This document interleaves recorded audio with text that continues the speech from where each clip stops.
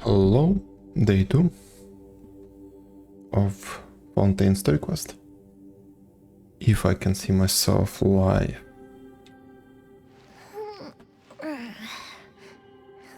Okay, that's good. Also, let me kind of change the tags.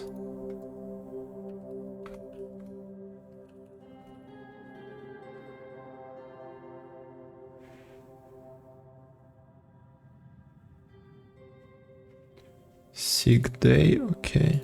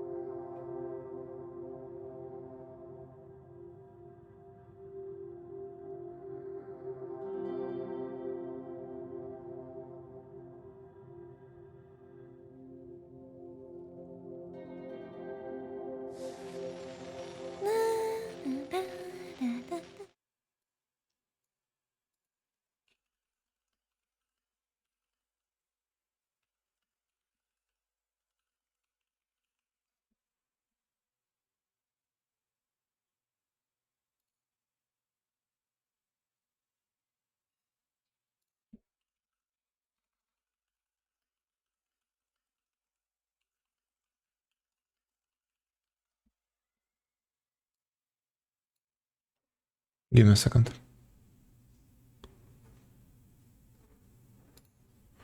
Give me a second, we'll start in a bit. I need to figure out something.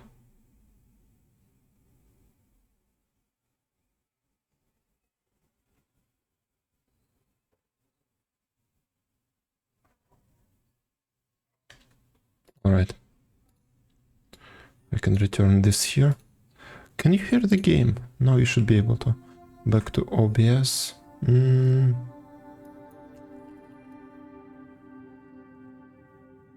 Fireworks are for now, but friends are forever.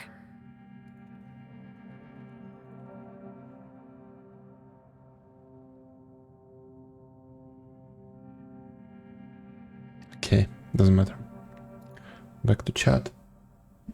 Let me reload this page. Is it showing what I wanted to show? Yes. Okay. Finally we can begin.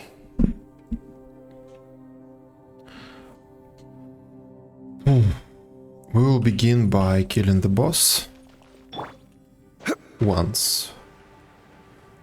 Actually not once. I need to do all of the daily shit. I haven't done anything today. Will be mostly silent, I'm a bit sick. My throat hurts. So. Solidify! Order guide you! Rain outlines your fate. Know my sword. Witness the power of Goop. Ha! Where is it? I'm going Boom. in! Oh, come on.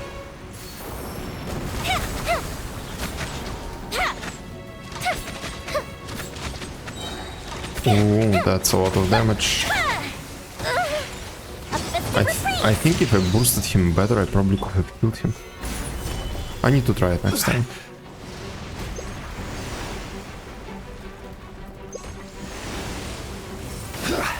Okay. Time to act.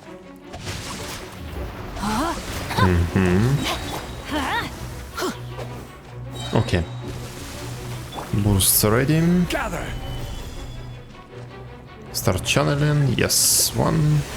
Let me weave you a Just verse. this boost too. Teamwork is And you are dead.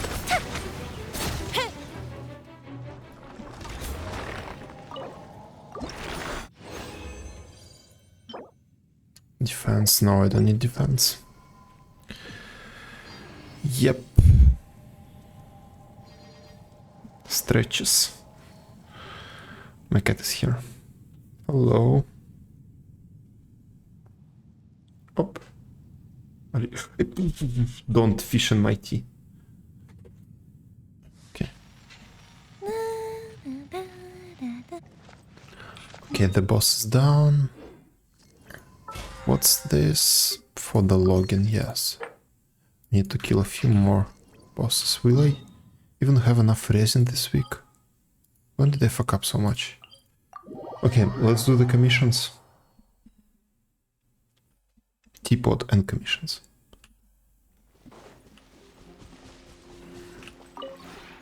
This realm is...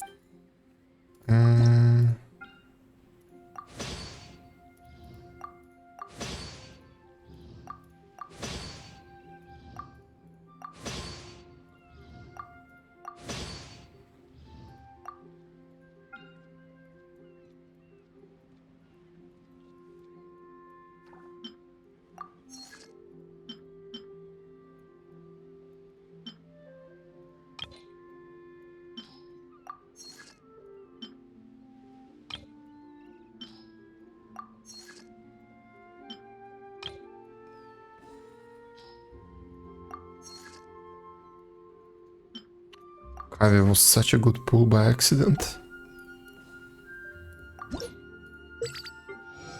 9. Okay. And I know that If you the ever garden have is any not ready yet. I've only planted it 2 days ago. Or even yesterday. Traveling salesman is here. Where? Let's go check the... What do you call them? The coins? Not the coins. The... We'll see.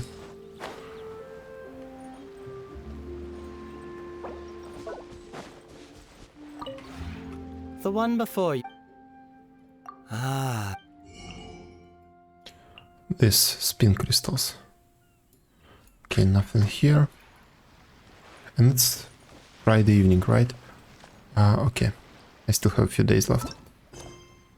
Commissions. Can I already put commissions to Fontaine?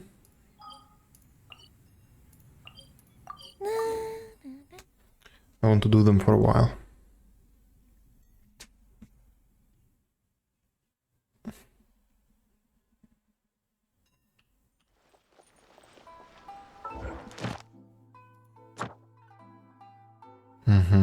We'll do that. Commissions. Sumeru. No, not yet. Okay.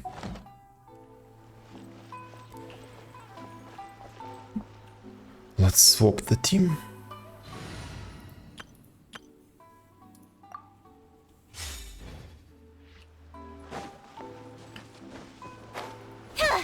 Fuck, misclick.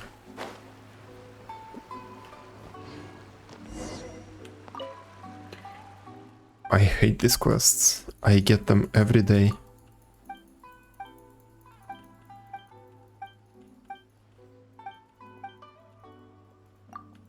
Way too much dialogue.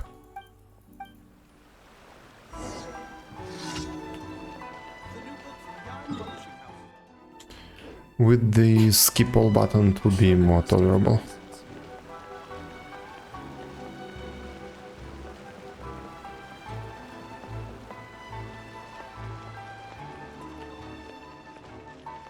Why are you red? What are you not liking? Oh, right. I Oh, wonder shit. when I'll be as tall as my big sister. Installation. Second one already. What was the first one? 1 energy every 10 seconds, okay. Decreases the cooldown of Let the Show Begin by 15%. Hydro damage bonus, okay. Let the Show Begin, is that her skill or what? Yes. Okay. That one is done. Why are you red?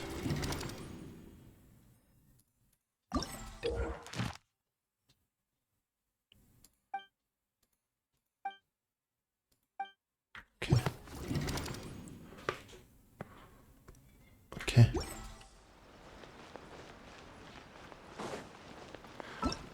This is always red.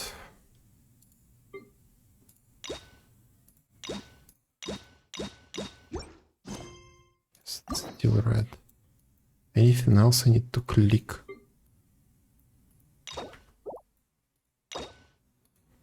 I don't want to unlock them just like that. Okay, so I'll lead them red. Achievements. Welcome to Fontaine.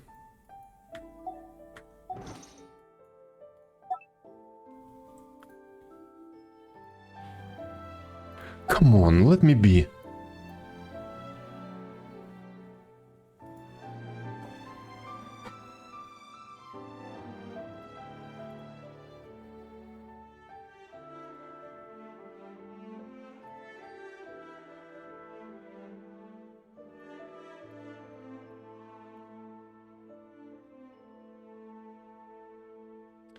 They're red because the game reminds me of... Yeah. I realize that it should not need me. Should not remind me of it that much. I'm well aware of my backlog.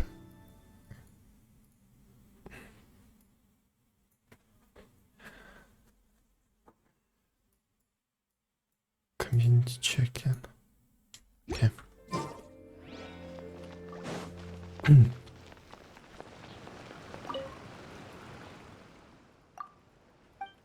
I suddenly got a little bit sick, like throat hurts, but I want to go continue with the Fontaine. So I will be speaking even less than usual. New clothes. All grown textiles and kimonos it is.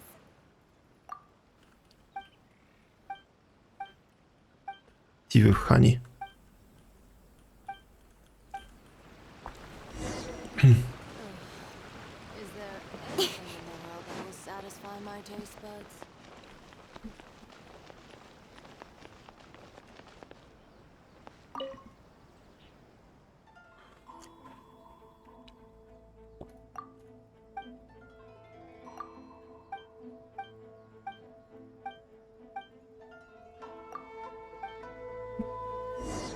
It would be nice of the game to remind me of my backlog.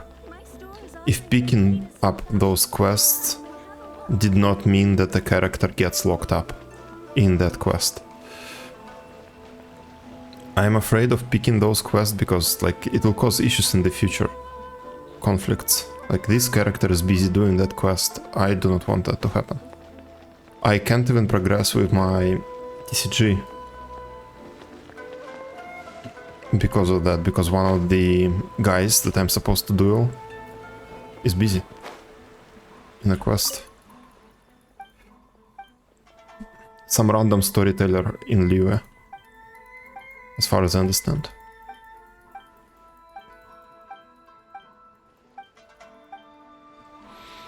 And it's not like locking my progress, but I just know that I cannot do all of the duels because of that.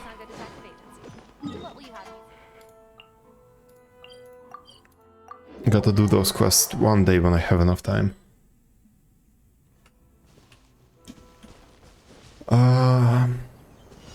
That's stealing supplies. I do not remember this spot. I see one and... Oh no, I remember it. Yeah, and this is the other one. What about that guy on the right? Okay, that's good. Is he... What's he doing? Alright. I just need to... Fuck. Want to taste my hammer? Our bond is strong. Coming through. Oh, shit. Service with the... One with nature, as one with wind and cloud.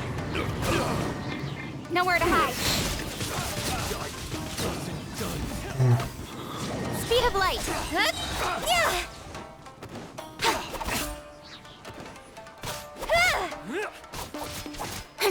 Stand with me. Get here. Talk to the box. Come on. Into the wind. Incoming.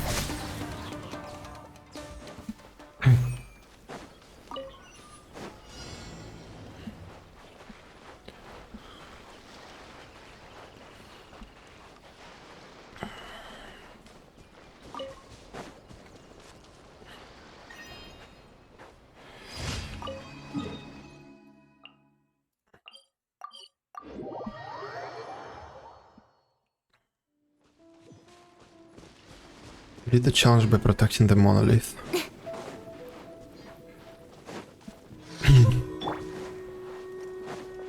Our bond is strong. Hey, let's get down to business. The wind knows me. Fallen leaves adorn my It's my lucky day. Stand with me. One with nature. Finally. As one with wind and cloud. Time to go. The wrong test subject. Don't blink. Hey. I got careless.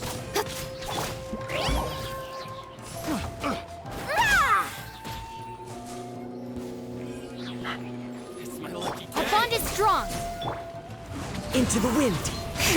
Clouds high. Literally The just birds got from a call. vacation and got sick immediately. Immediately.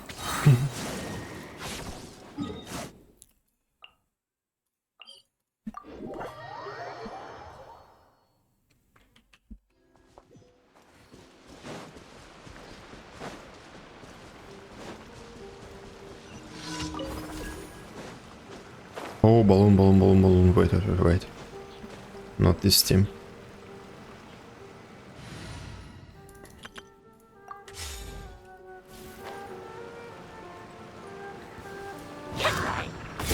No, my sword. Oh, come on. Buttons.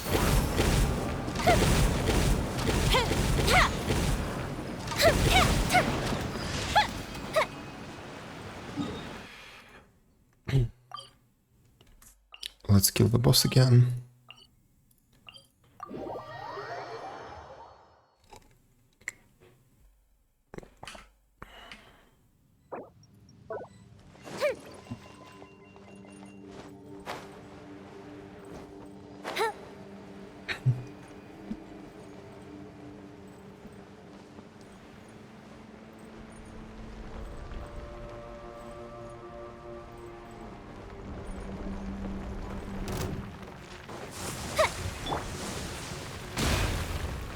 Rain outlines your fate.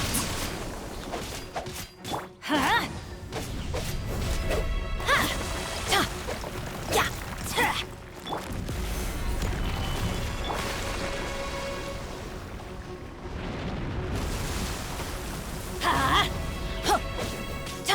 One more time to get the burst. No, my sword. Okay. Stabilize. Okay. Oh.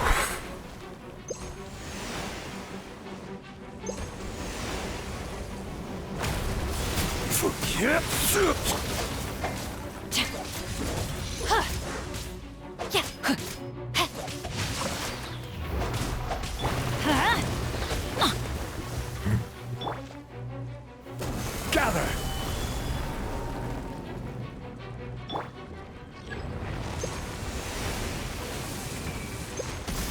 Rain cutter. I'm going in. The fuse is lit.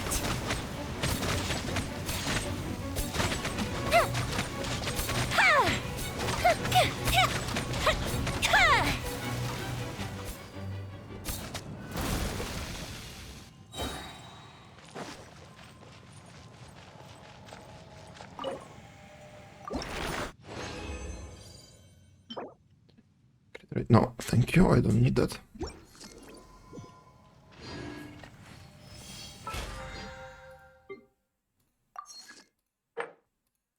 10 items and use resin. Okay, that's fine.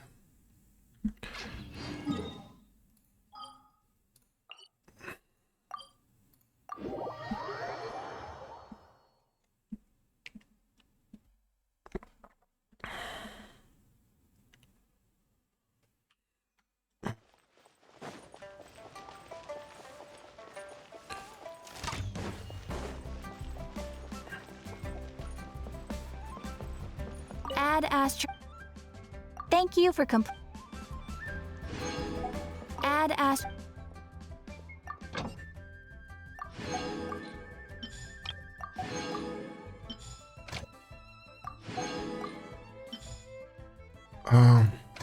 Yes. And a new tab, a whole new tab. Oh wow, that's a lot of foul. And what is this? Okay. That's something new. Yes. Usual egg. Money. Okay, nothing important so far.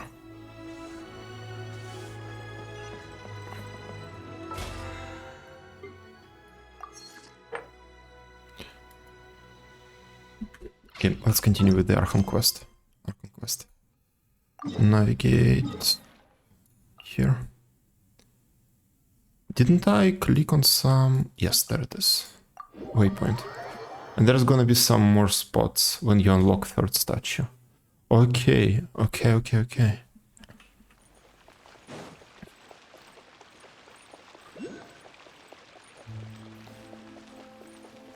That was a lot of foul, to be honest.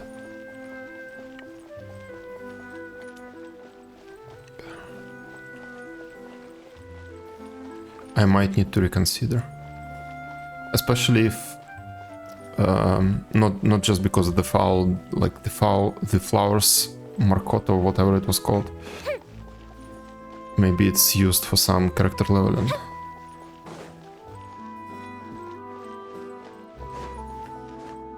In general, I just need to check what assignments are there.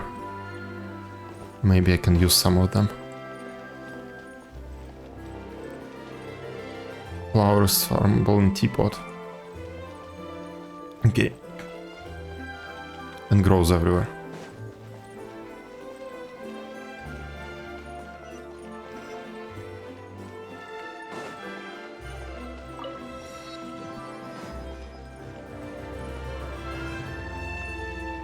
Viewpoint. Renee's whirling dance. Is a good spot. I send for it now.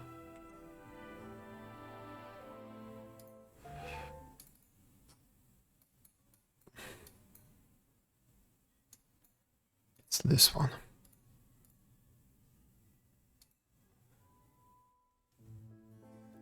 And one with those underwater reagents.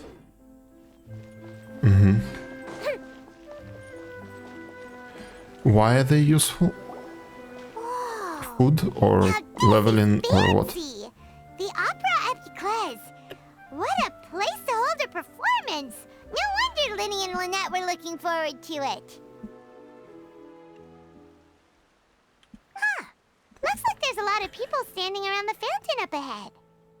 Oh, and that's the fountain. Oh, Archon, please bless us with a bright and healthy child. We pray. I don't know why you always feel the need to ask so much. I'll be happy as long as our child is healthy and lives a peaceful life. I guess if they're our kid, then there's no doubt they'll turn out smart. Maybe this is one of the customs in Fontaine. There sure are a lot of couples here. Vache. Opa. What's wrong? Vache. Vache. Did you just say something, Paimon? No, Paimon didn't say anything. Are you hearing things? Strange, whose voice was that just now? Welcome to the Fountain of Lucine. All the water flowing through Fontaine converges here. It's customary for newlyweds to come here and wish for children. Fruit's a good spot, I sent for it now. Fruit is useful because of food and fish and bait. Aha. Yeah, bait sounds useful. Underwater materials just because it doesn't grow in teapot. I'm just amassing some reserves for now. 1-2k of different stuff just in case, okay. Lynette! You scared Paimon! When did you get here? Lenny asked me to wait here for you, remember? Right. By the way, Lynette seems to hear... I seem to hear a faint voice just now. What do you mean? There are a lot of people here right now. It seems as if the voice was coming from the fountain. Hey, you're not trying to scare Paimon, are you? I see. I might be able to tell you something that could help explain the voice you heard. In fact, you might not be imagining things at all. I suspect that what you heard is a result of your hypersensitivity to the hydro element. Others in my family have had similar experiences. It's because of her sensitivity to the hydro element? But what would hearing a voice have to do with elemental power? When do you cry, Paimon?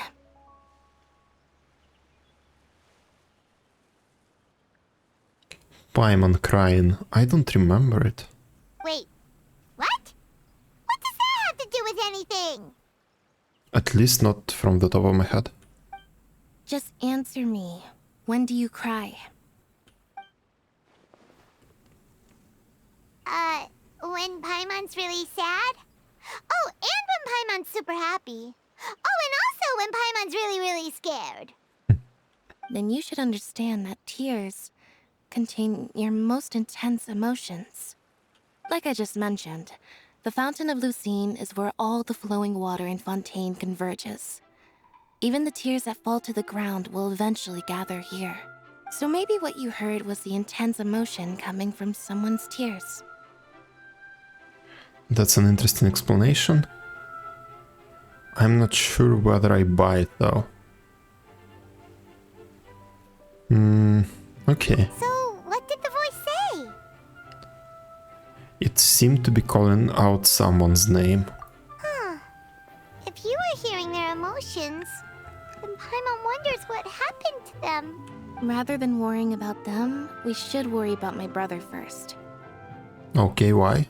Don't let that calm look of his fool you. He tends to get pretty nervous just before a performance. So chatting with Linny might help him relax a little before he goes on stage. Oh, right. That makes sense. Let's go in and see Linny.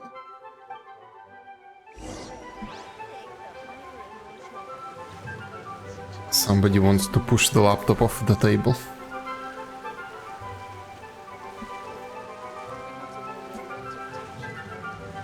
Have you ever kept goldfish as pets? They're very cute. Oh, let's try it. Bless Archon with health and wisdom.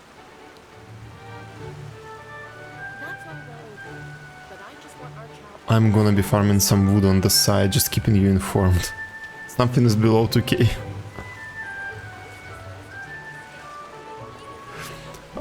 I don't want to open the chat on stream, in-game chat. I see the emote.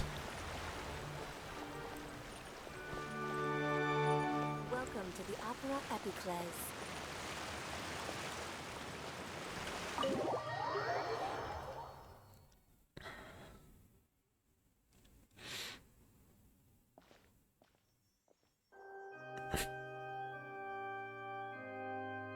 Traveler and Paimon, good to see you. I knew you two would come. Are you kidding? We wouldn't miss it for the world. We've been looking forward to I can tell, judging by how early you've arrived.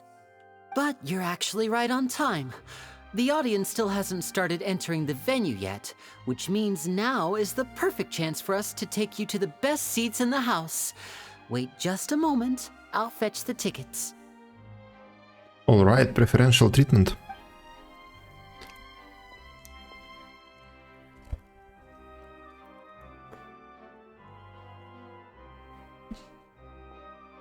The Opera House has assigned seating, so you always have to make reservations.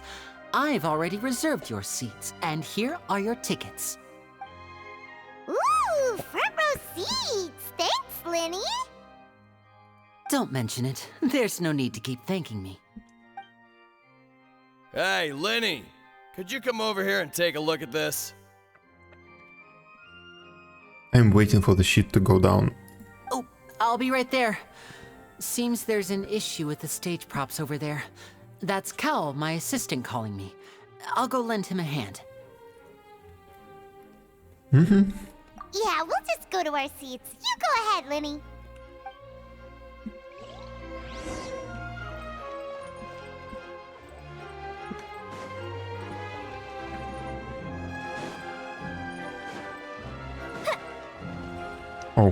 Did not expect this door to open.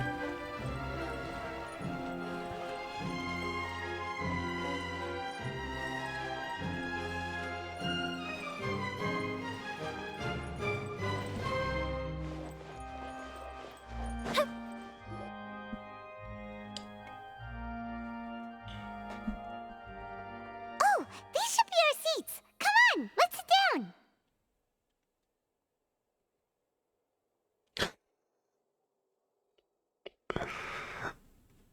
I can't help it.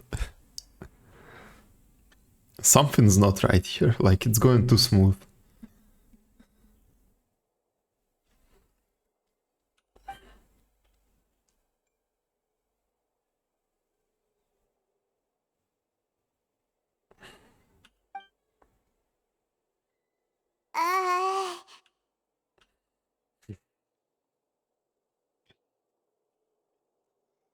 I like how they improved the eye movement with the ears and the facial expressions.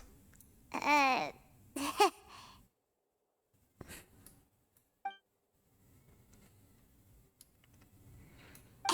Traveler, maybe we should strike up a conversation with the person next to us.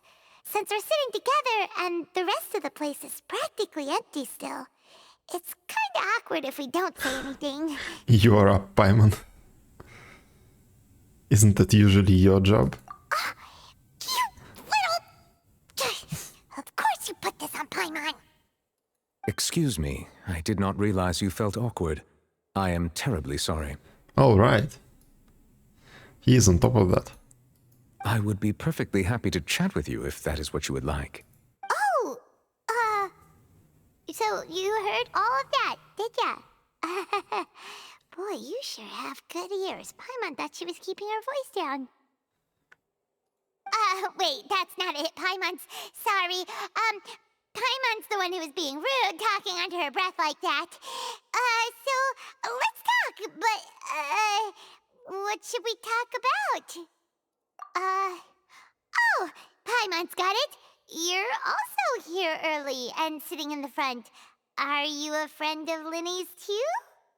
A friend, you say?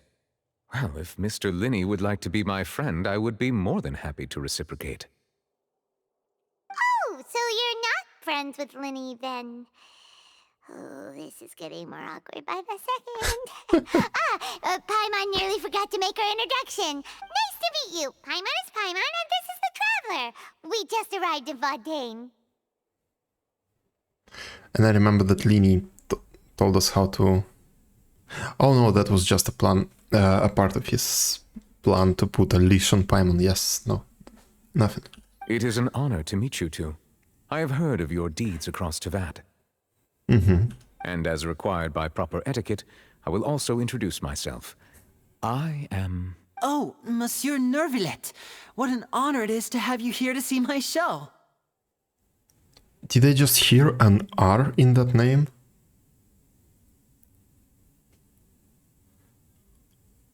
Like a really soft R. I need to hear it a few more times. Ah, Mr. Linney.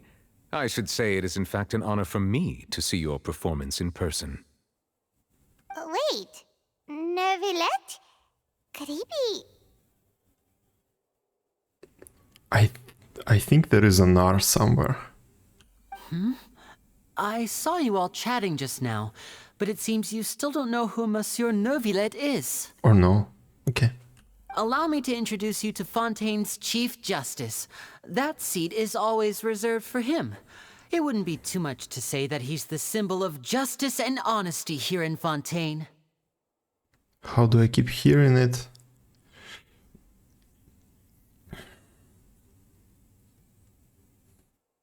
I have an explanation.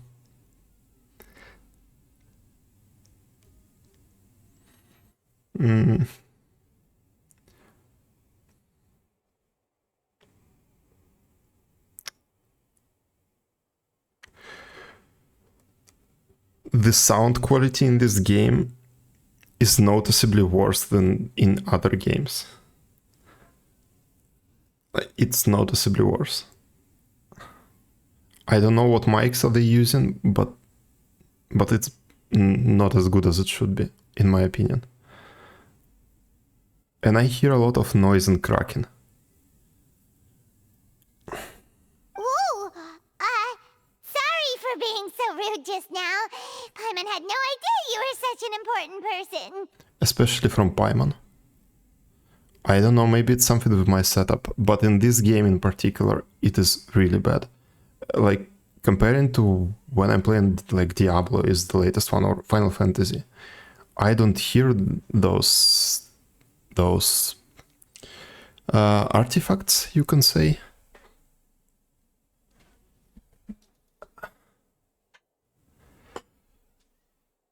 I don't know why it's different for us. No offense taken. Being Chief Justice is merely what I do for work. Nearly every person has their usual reserved seat, so I'm not so special, really. And by the way, I should probably let you know, even though I would prefer not to, there's someone sitting up there in the VIP seats that has been striking a pose for quite a while now. I believe she is trying to give you a most elegant and impressive first impression.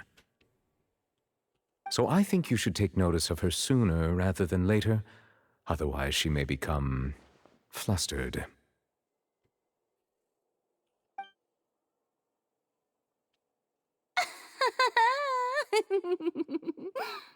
Huh? Oh, it's Farina, the Hydro Archon. Huh. She sure has a smug and satisfied look on her face. Guess she has no idea that you saw right through her act. Very good. That is for the best. No need to pay her any more attention. We may now enjoy the show. Okay. Huh? I see. So is this what things are like between the Chief Justice and the Hydro Archon? All right, please wait just a moment longer. I've pretty much finished my preparations, and the performance will start as soon as the audience has made their way to their seats. Yay! The show's finally about to start! Paimon can hardly wait! Paimon's never seen a real live magic show before!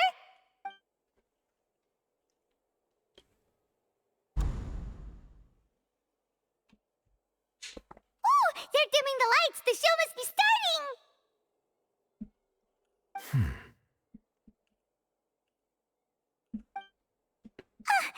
Sorry. Paimon will try to stay quiet. Welcome, one and all, to the Opera Epiclese. I am the star of today's show, Linny. And over here is my sister, Lynette, who will be working as my wonderful assistant. Please, let's give her a warm welcome. Hello, everyone. I know she may seem to be a little sleepy right now, but that's just a sign that she's nervous. Whatever. Now, some of you may be thinking, two vision holders who can freely manipulate elemental powers performing magic is not true magic at all. So, I would like to take a moment to assure you that elemental powers will have nothing to do with what you will witness on the stage today.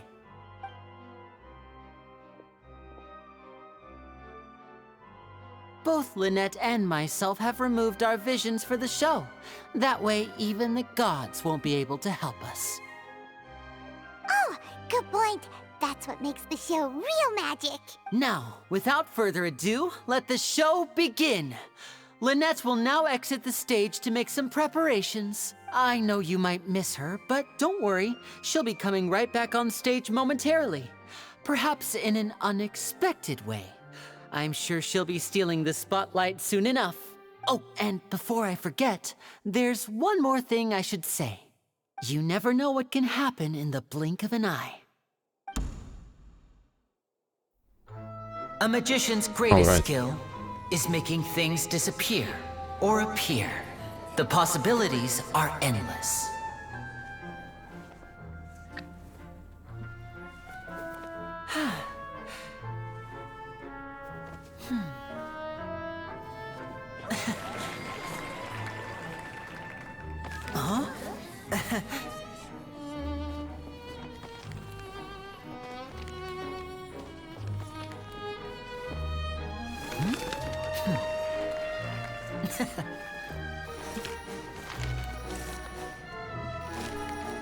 But this isn't what you came for.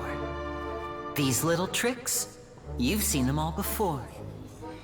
So it's time for something truly extraordinary, don't you think? This one's a little tricky.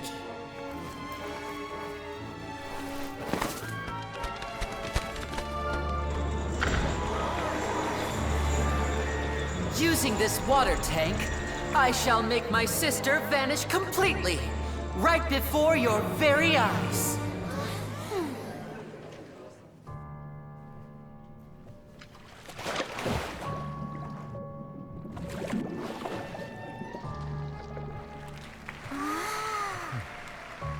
It's actually quite simple. She'll just turn into air bubbles and float right out of the top.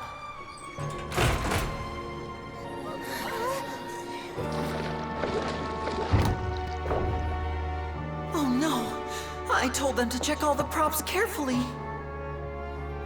With the lid on, even air can't escape. An amateur magician would be getting very nervous right around now. Luckily, it's me on stage, so let me show you what a true virtuoso can do.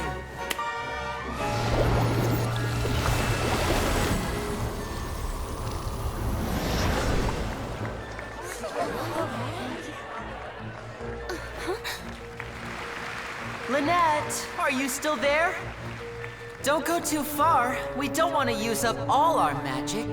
Hi, I'm back. Uh-huh.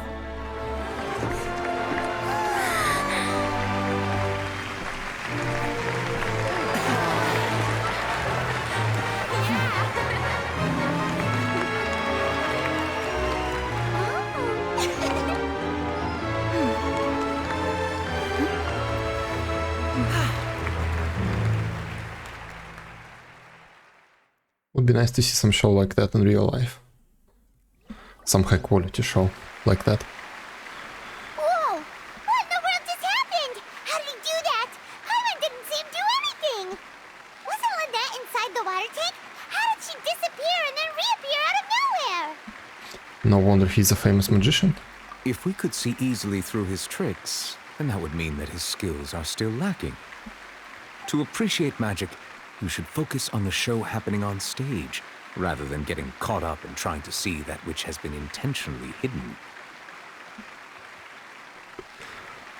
Panicmon. Panicking. Guess you're right. Paimon couldn't believe her eyes when Lynette reappeared. Amazing! Thank you everyone. I'm glad you enjoyed that performance. But our magical journey has only just begun.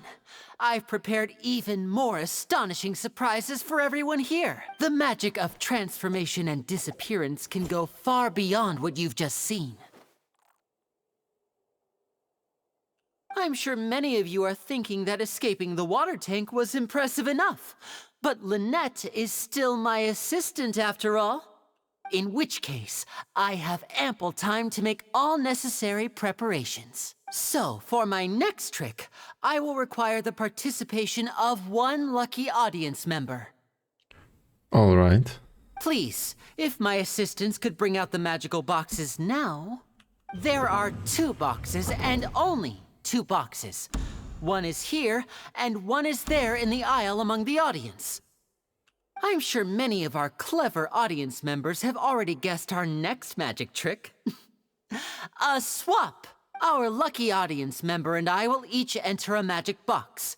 After 1 minute, we will each emerge from the opposite box. Now please, everyone pay very close attention to the box you see here. Don't give me any chance to make a move. Wow! How's he gonna do this? Hey, do you think this is all magic tricks, or does Lenny have actual superpowers? Let's watch and see. The lucky audience member will be generated by this random number selector. Okay. It selects numbers entirely at random. Even I don't know who will be chosen to participate. Now then, let's begin.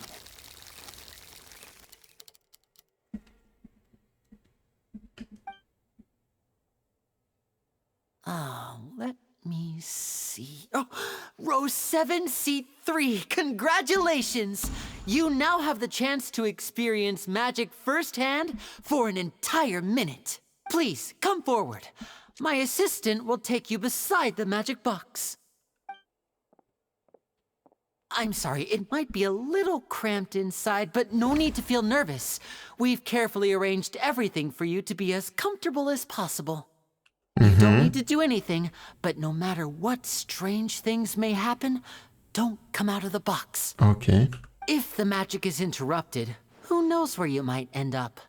You might even find yourself in the Fortress of Meripede.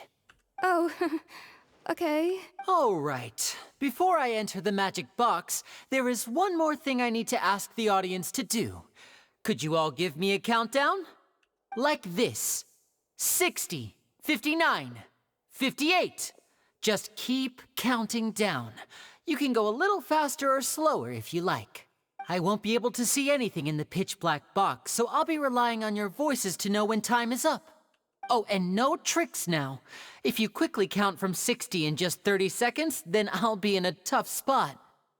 Ooh! Paimon kinda wants to count faster after hearing him say that! Sure, Lini is prepared. With the whole crowd counting together. You couldn't even if you wanted to. No, that won't do.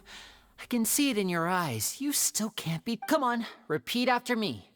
60, 59, 58. 60, 59, 58! That's right, perfect. Keep it going. All right, I'll see you all on the other side once you've finished counting. 54, 53, 52? Huh? That's a bit too fast. Why aren't you counting, Nervalet? I am counting in my head. I think things are exciting enough in here as it is. Merely a consequence of my identity and personality. Do not worry about me. Just enjoy the show. Oh, I'm enjoying it. Alright. You look so serious that Paimon thought you might be feeling uncomfortable or something. 40, 39, 38! Mr. Linney, are you all right in there? Is everything ready? Yes, I'm fine. I'm just double-checking the direction of the magic.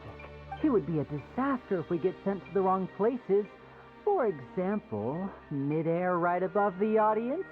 Even though he's saying that, Lenny doesn't seem nervous at all. I think it's all a part of the show. Maybe he's just supremely confident in his abilities. It's just a part of the show. Bang. What was that noise? Did you hear it too?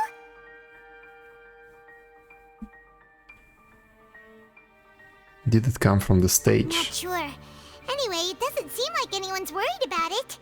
25, 24, 23! What's wrong, Mr. Linney? I can still hear you moving in there. I seem to have accidentally knocked over a decoration. I'm trying to fix it, but it's pitch black in here. I can't tell left from right. Never mind the decorations. There's no time for that. The show is what's important. No, that's unacceptable. I want my show to be perfect. Don't worry, we still have 20 seconds. Hear them counting? 19, 18, 17! It seems things aren't quite going as planned. I apologize, everyone. It feels like you're all starting to count faster, but that's all right. I know it can be tiring to do such a long countdown. 10 seconds and change is still plenty of time. Okay, I'm actually engaged in this. 10! Almost there now. Whew.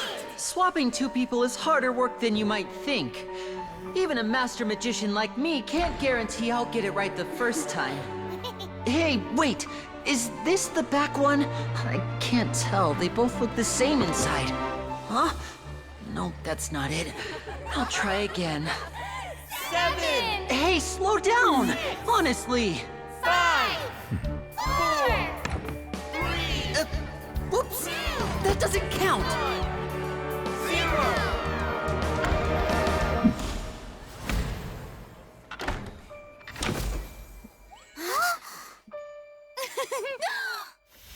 Ta-da!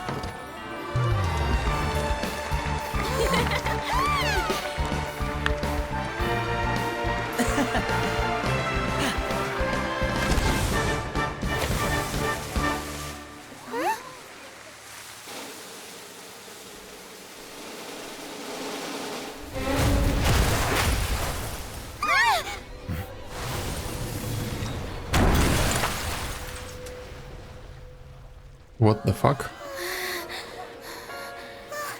What happened?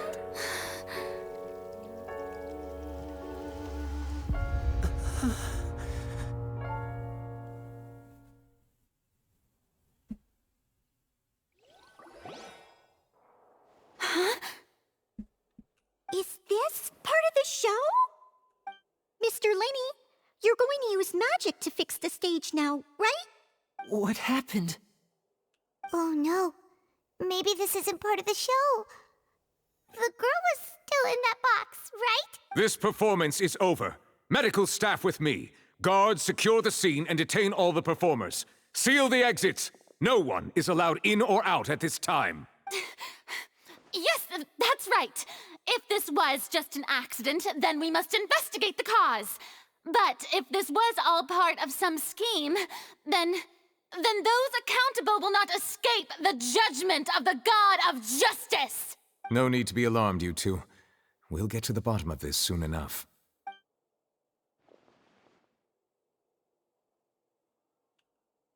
Unfortunately, the person who is in the magic box has been pronounced dead. His name was Cowell, one of the assistants in Linny's magic troupe. Apparently, the fireworks on stage ignited the ropes that were suspending the water tank, which then caused the tank to fall onto the stage. As of now, we are still not sure why we found Cowell in the box, rather than the guest from the audience. And after an initial search of the area, the guards have confirmed that the girl is nowhere to be found. It appears that this incident was not merely some mishap with the performance, and there are many indications that it is connected with the case of the serial disappearances of young women. Oh, I see. The serial disappearances case? That's the case that Charlotte mentioned before. And to pull it off like this in front of an audience, including the Archon and Chief Justice. I know the truth. I can see through the whole thing. Really, using such a shallow and obvious mystery as his finale. I say that our powerful magician, Mr. Lenny, is now the prime suspect for the serial disappearances case. Huh? Why me? This whole thing was an accident. No, this all occurred during your magic show, did it not? The missing girl disappeared after being chosen, did she not? The deceased is one of your assistants, is he not? You see, shit is going down. It's about to disconnect from mainland. Now that I think about it, that whole speech about magicians making things disappear was nothing more than a provocation, a bald-faced challenge. Haha, bald. That can't be right. How can Lenny do this? He was in the box on the stage the entire time. We can even hear his voice. Besides, before the show, he told us that he would like to catch the criminal behind the disappearances. He couldn't possibly mean catching himself. He's a suspect at most. It's hard to believe all this happened during the show. Save discussion for a later time, please. Lady Farina, may I assume that your comments just now constitute an accusation against Mr. Lenny and his associates, and that you are pressing charges? I just think that I think it might be a little early to talk about formally pressing charges. Got a little too excited. But what Lady Farina said just now makes perfect sense. Looks like she's gonna personally deliver justice. A kidnapping and murder carried out under the cover of a magic show. Lady Farina said it all. I mean, of course, my dear people. But what excites me even more than the obvious truth before our eye, that's right. I mean you, traveler. You'll support Lenny, won't you? After all, he was the one who helped you the first time we met. I trust Lenny? Then there's no problem at all. You know, the Traveler and I already had a duel the first time we met. Okay, if you can call it that. But with Lenny's help, our little duel ended in a draw. But draws really are the most boring possible outcome. So, no more draws. Between the two of us, there must be a clear winner and loser. And what better place to hold such a riveting showdown and decide the true victor than here, on the grandest of stages, the Opera Epiclese. Huh. It wasn't a draw. She obviously lost last time. I understand. Charges have now been pressed, and as such, a trial is in order. Well, Traveler, seems Lady Farina has set you in her sights. But putting her dramatic rhetoric aside for a moment, I would like to ask you, are you willing to act as Mr. Linney's attorney and defend him in this case? Oh my god, not even a choice. Yes, I Very am. well. The trial will be held a day from now in the Opera House. Both sides may investigate the scene to build their cases and search for the truth. Linney and his troupe are all potential suspects and shall remain within the Opera House. The audience may begin to leave in an orderly fashion once they have been cleared by the guards. A day isn't that long. Let's see what kind of case this big shot Outlander can build in such a short amount of time. I'm really quite looking forward to hearing it. Oops.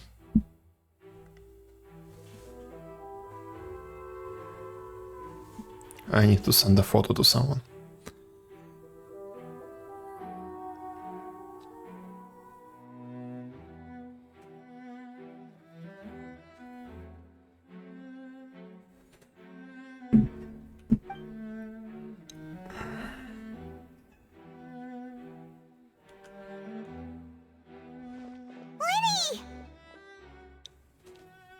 Sorry about everything that happened just now.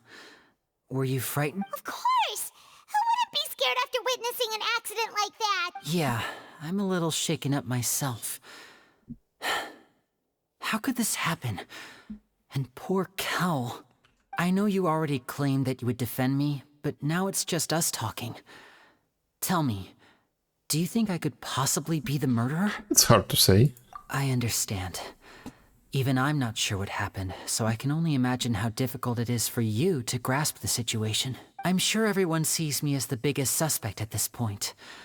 But, if you ask me, the whole thing is mysteries layered upon mysteries, such that all that's left is confusion. I don't know whether what happened there on the stage was purely an accident or not.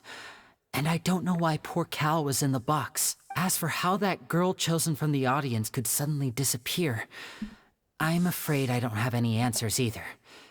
If someone tampered with my performance, then we need to figure out what they did. Even a skilled and knowledgeable magician like myself couldn't pull all that off in just 1 minute. Yes, it's very strange, but there is no denying what happened. Which is precisely why we need to investigate!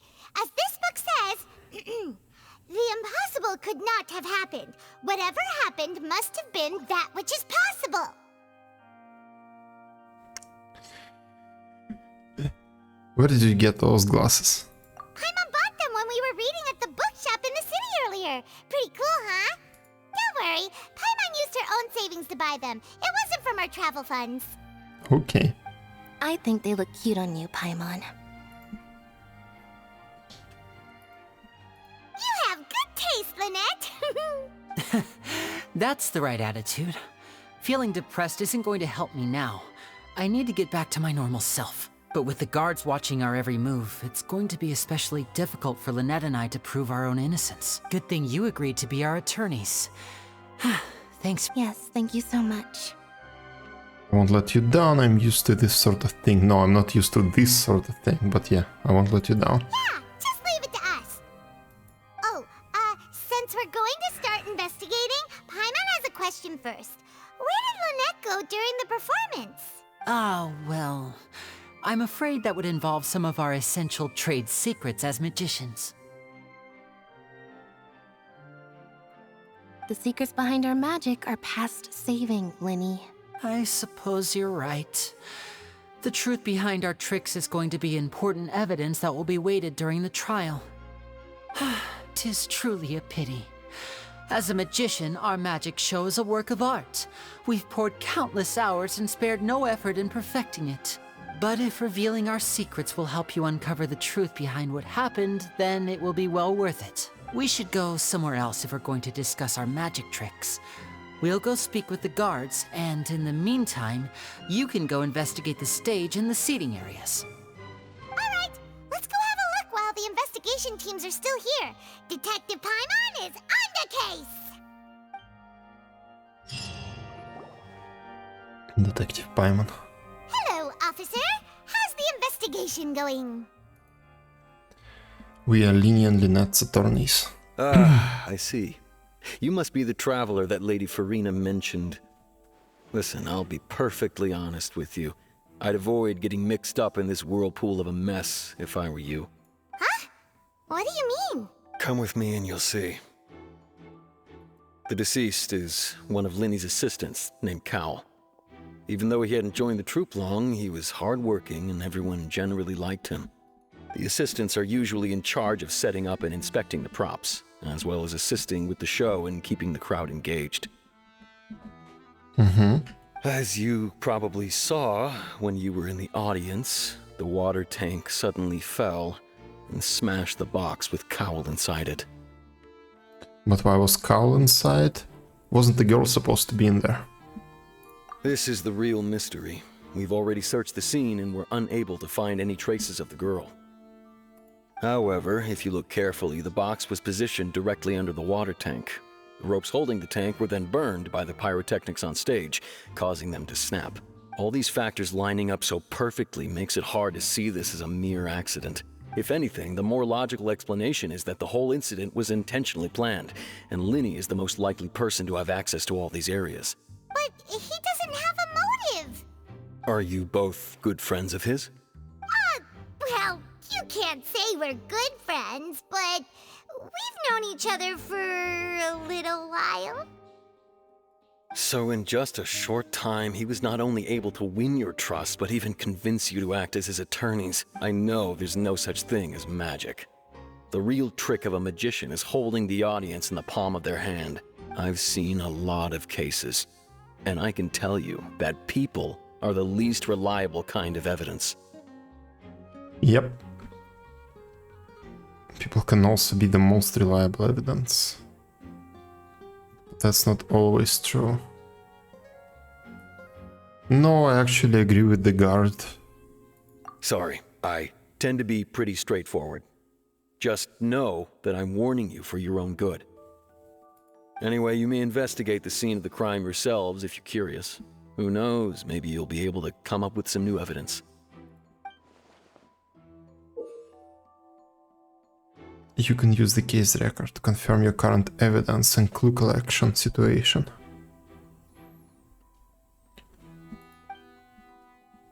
You can check as yet undiscovered evidence. Okay. Use the perception skill to find evidence.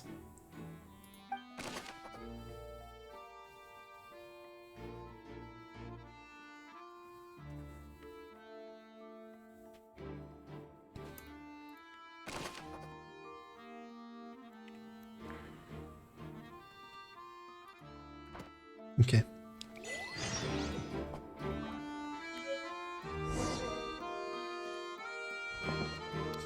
That's like a toy, right? Is the quest item? Yes, there it is. Aha, so I can okay, I see.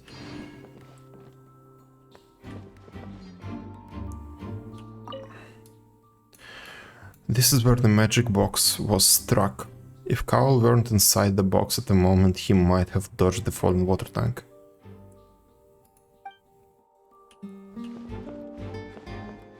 Oh, perception skill, let's try using it. Ooh!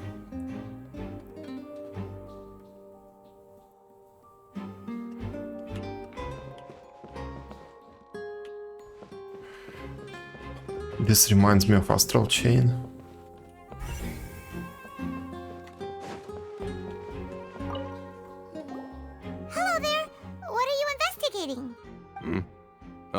This location has also been cordoned off because the Magic Troupe members are currently considered prime suspects.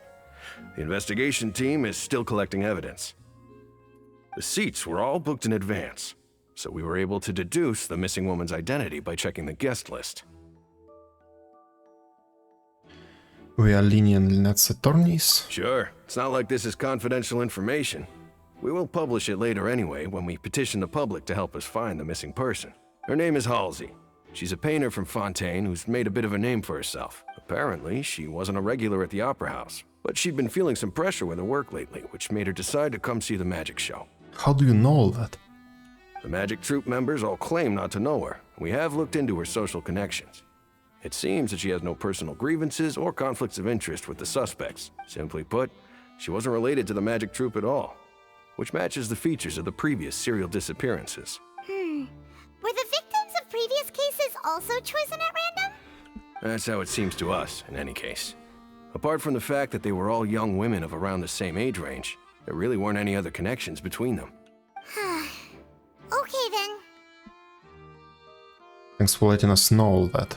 No need to be so formal. If you do happen to see the missing girl, please, it is of utmost importance that we get to the bottom of these disappearances.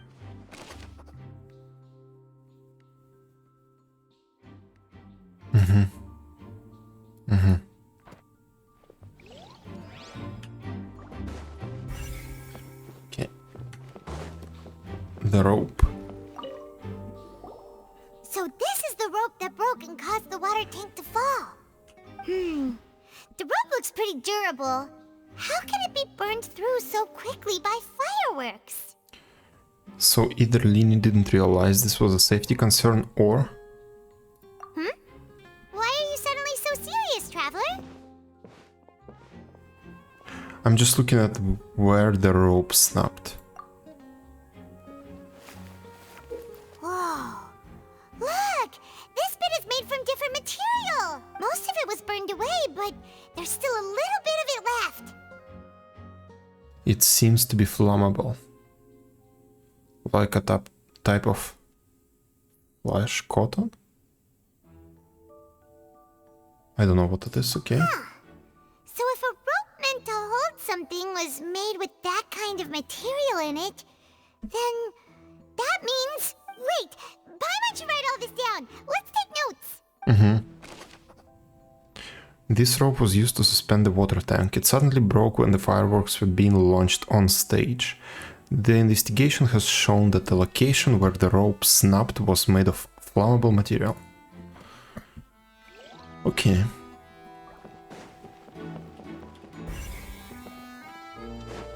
Oh, yeah. Magic box. The broken magic box was left on the scene after the guards completed their investigation. Looking at it now, the water tank must have struck it really hard. Okay, that's it. That's it, right? Yes.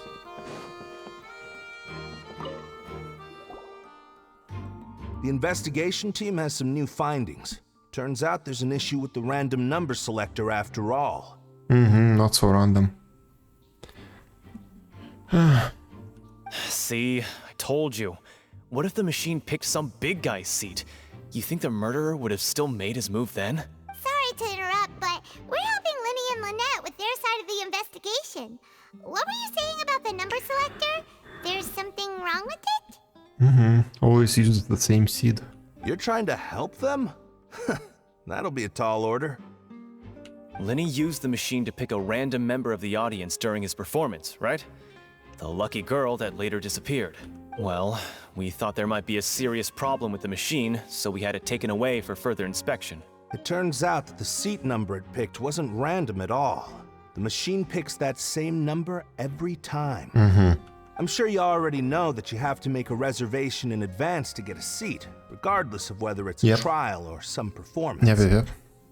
In other words, Linny knew who would be sitting where from the very beginning. That much checks out. Linny reserved our seats for us too. Bet you see why I was saying it'd be tough to make a case for Linny. Thanks, sorry to bother you.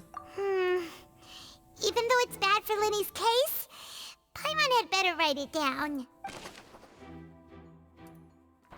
Okay.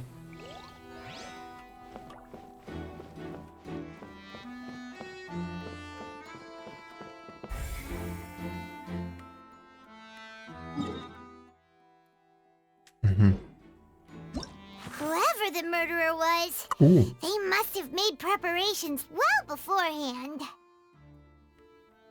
This rope was obviously tampered with. People needed to register and reserve a seat for the show.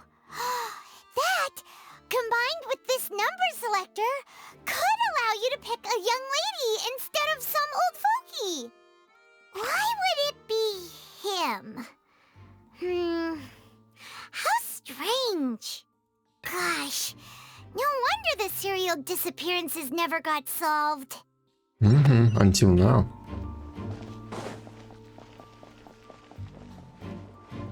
Me in my room temperature IQ will solve it.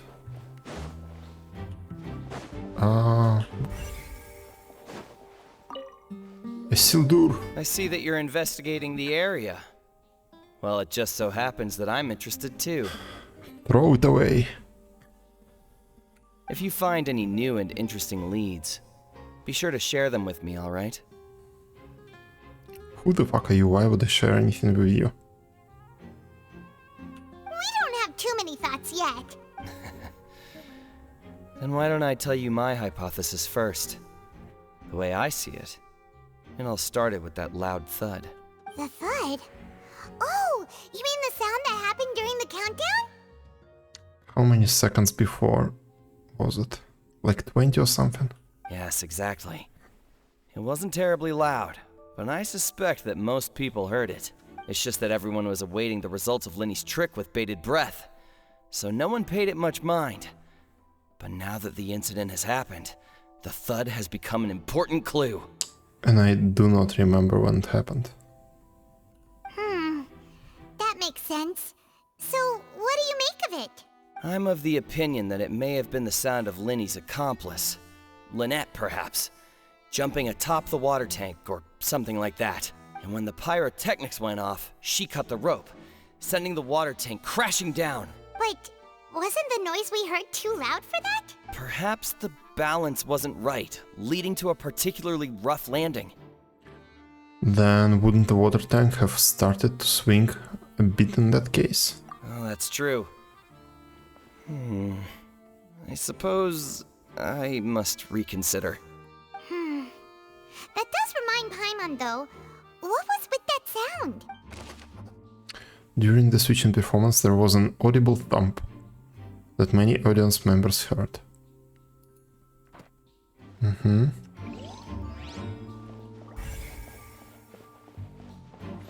Yes, the other box.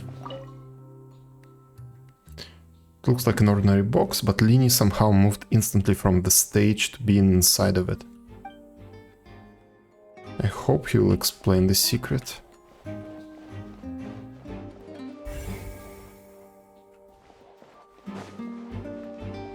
Oh, Molly? Lenny's still talking to the guards. It seems he'll have a lot of explaining to do. I think someone will be assigned to monitor us later, but...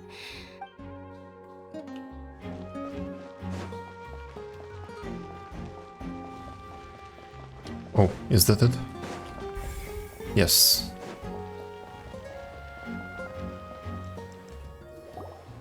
Hey, you! Yes, both of you! Over here! I've been keeping an eye on you for a while now. Oh my fucking god. Huh? You mean us? That's right. If I'm not mistaken, you're also among those who wish to cut down the thorns and pursue the truth. No? And by the looks of it, you're not from Fontaine. Well, you're right on the more about that one, but who are you?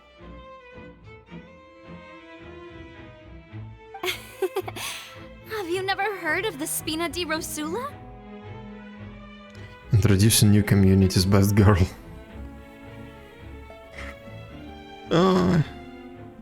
From mediating disputes and providing protection to solving conundrums, you name it, Spina di Rosula does it.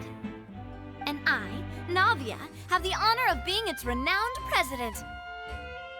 Navia, okay, at least it's easy to pronounce. Though those who play by our rules call me boss. And two the best boys? And two best boys? What?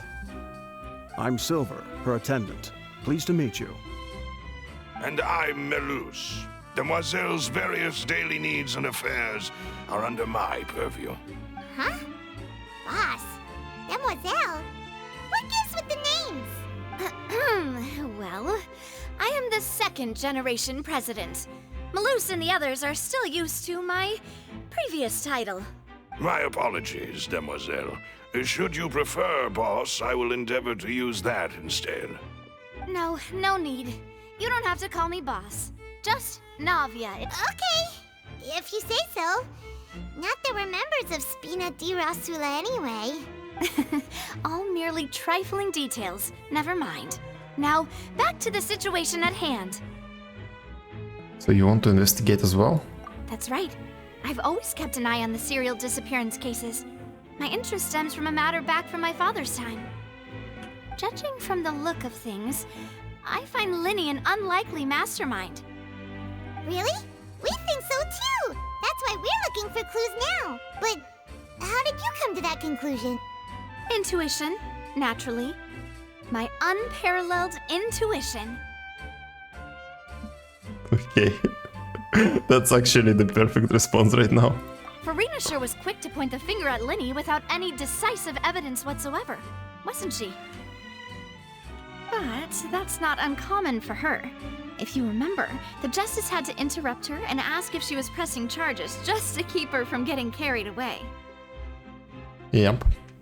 Anyway, a trial begins the moment someone levels charges. And, of course, there was no way Farina was going to back down in that situation.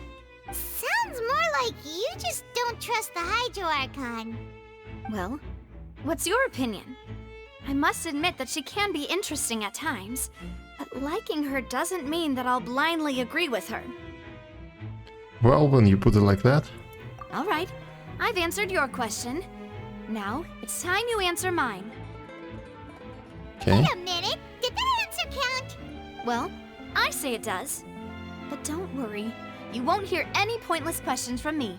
In your opinion, do you think it's right to treat a trial like it's an opera? Not really. Well? And why would that be? Doing so makes it easy for the truth to fall by the wayside. Something serious like a trial shouldn't be treated like entertainment.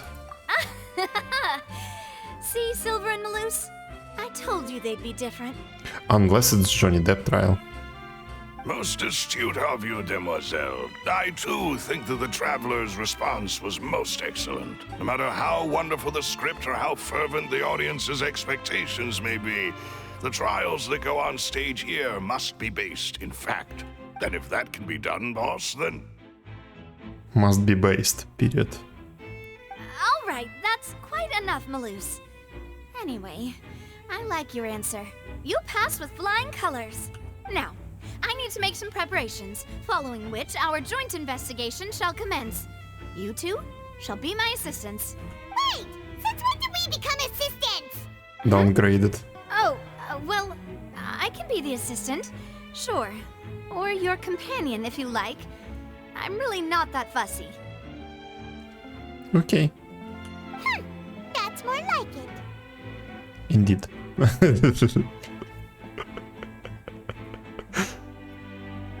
That's a screenshot right there. I think you're missing the point, Paimon. Far be it from me to brag, but I believe that Demoiselle's intuition will be instrumental in uncovering the truth. Okay, we'll see about that intuition. You wish to save a friend from false accusations, and we wish to unravel the disappearances. In this sense, our goals are aligned. Okie dokie. You have a point. You're quite the talker, aren't you, mister? And what about you over there? What do you think? You seem like you've got something on your mind. Okay, my first impression that there is not a single thought on his mind right now.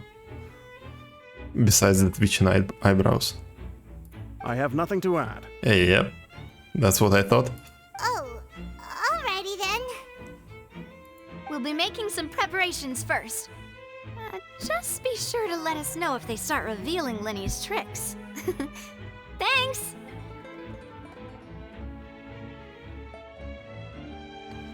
I think they actually stand by the amount of thought that's going on in their mind, from left to right, from most to least.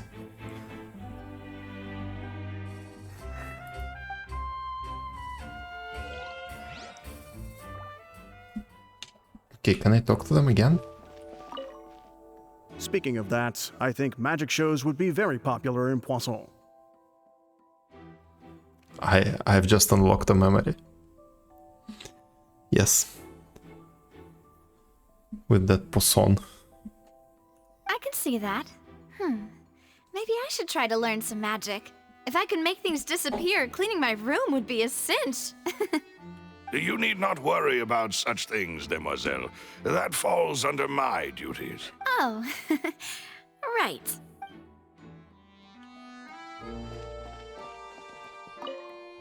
Speaking of that, I think magic shows would be very popular. I can see that. The same dialogue. Maybe I should try to learn some magic. You need not worry about such... Oh.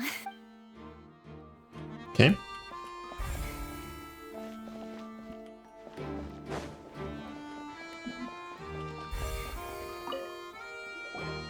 Sorry, but no one can freely enter or exit the Opera House at the moment.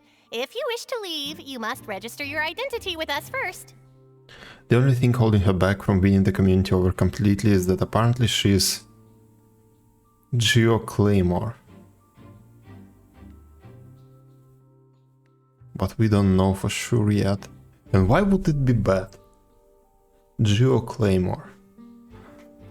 Because she doesn't play nicely with all of the reactions. Okay. No, we're not leaving. We're representing Linny and Lynette as attorneys, so were you always guarding this entrance? Yes. After the Chief Justice gave the order, everyone coming in or out must undergo a strict inspection.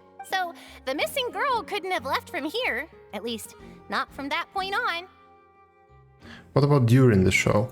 I doubt there was much opportunity then either.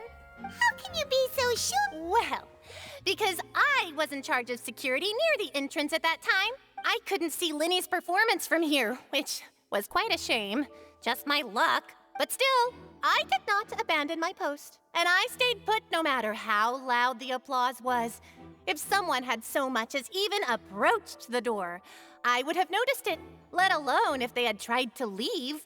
Okay, so not through the main entrance. We Melazines are good at that sort of thing. So, it's safe to say the girl couldn't have left through here. Mm-hmm. All right, thank you for your help. This will be useful info. No one left the opera house during the magic show and after the incident happened. Okay. Because Geo overall is kinda meh, yeah, and so is Claymore. Paimon wonders how Linny's discussion with the guards is going. Let's go see, shall we? Ooh, things are getting interesting, huh? We're about to see how magic is made. Because Geo overall is kinda meh, Claymore, so there isn't as many people saving up with her at the moment.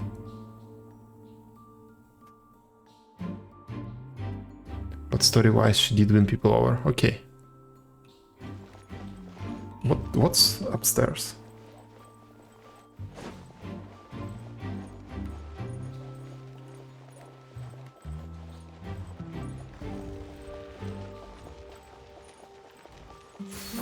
Ooh, okay.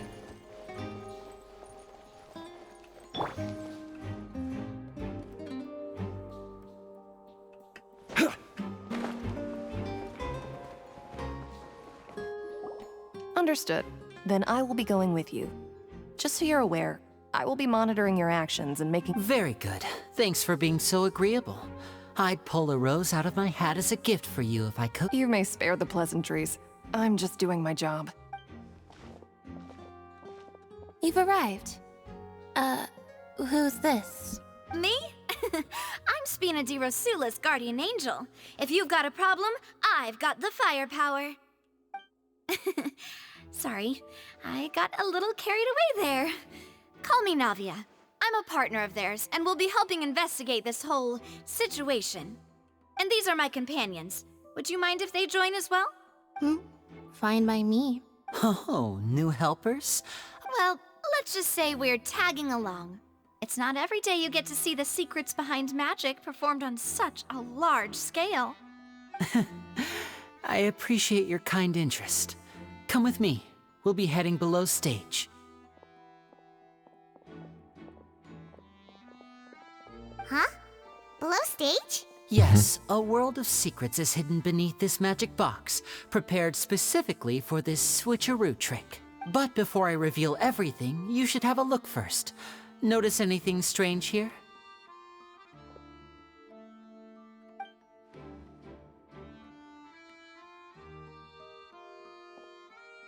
I'm not trying to be dramatic. Remembering the details of a trick will help you understand the methods used to perform it more easily. Huh. Weren't there balloons and other decorations here? Where did all that go? Ah, good eye. That said, you're still far from discovering the answer. The back of the door isn't the same?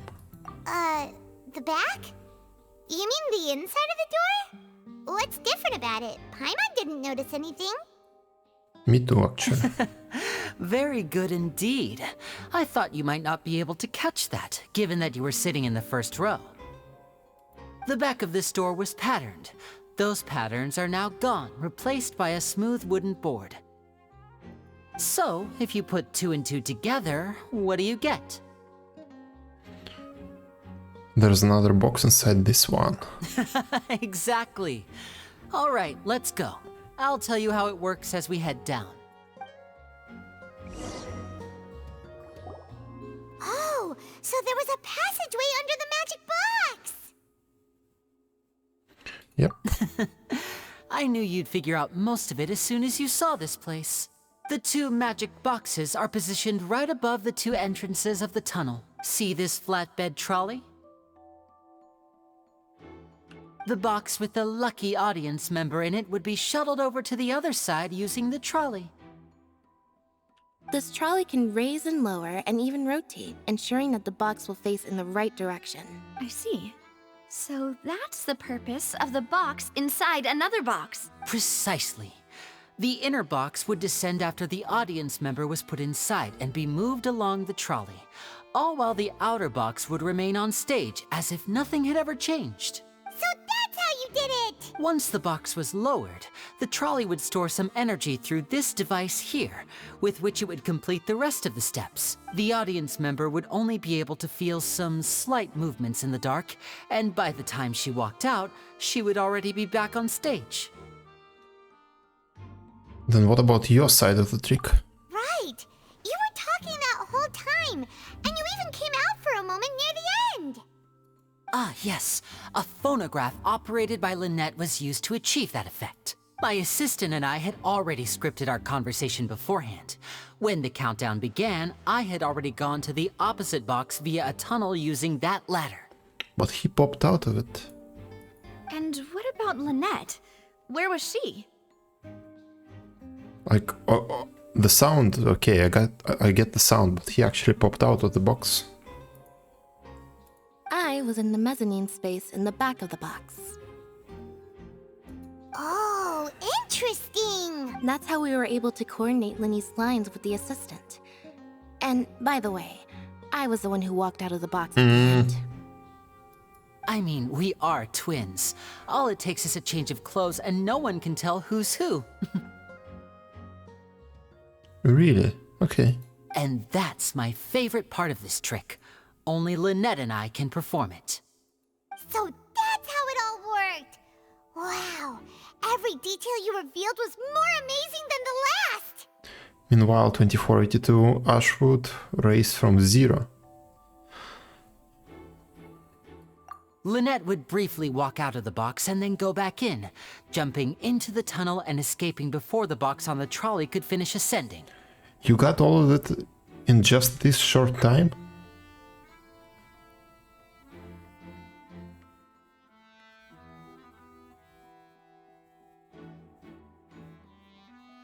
Well, in an hour.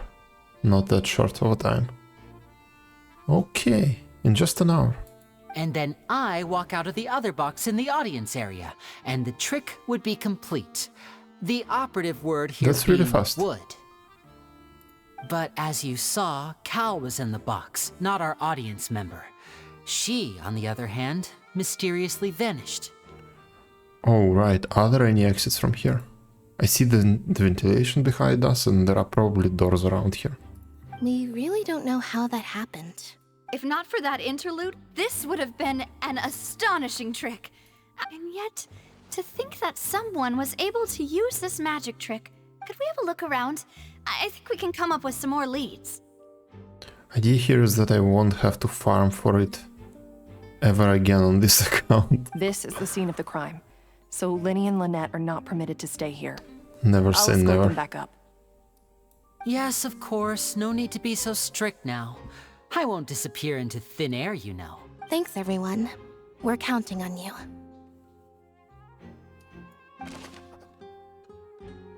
Okay. Yeah.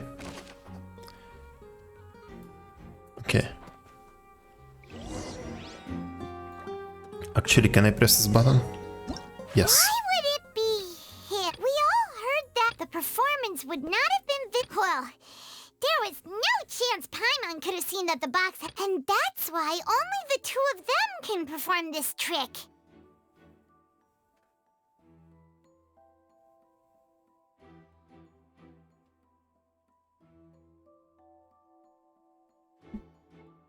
Digging a tunnel just for a magic trick? Okay.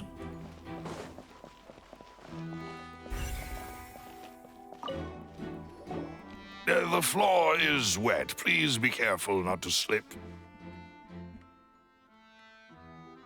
Speaking of which, why would there be water here? Maybe it was for a trick. Oh, Paimon knows! It's one of those tricks where you pour water into a jug and then flip the jug over only for the water to disappear. And here's a broken vase. Huh. Did the trolley knock it down while moving? That can't be. The trolley moves along tracks from start to finish. Let's not.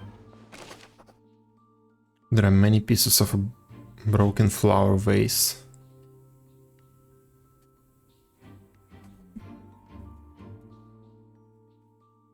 Is everything alright then? More.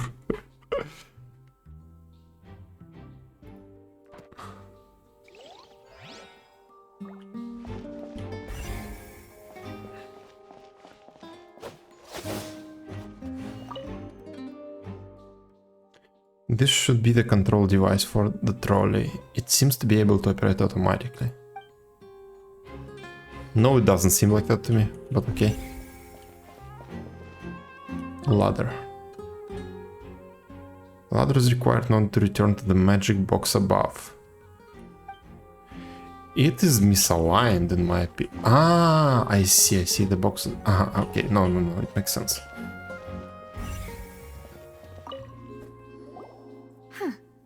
What's this? Looks like a hook tied to the end of a rope. Huh? There's all kinds of odds and ends here. Lynn didn't mention this earlier. Perhaps it was a prop for a different trick. But why would it have been left here? Whatever it is.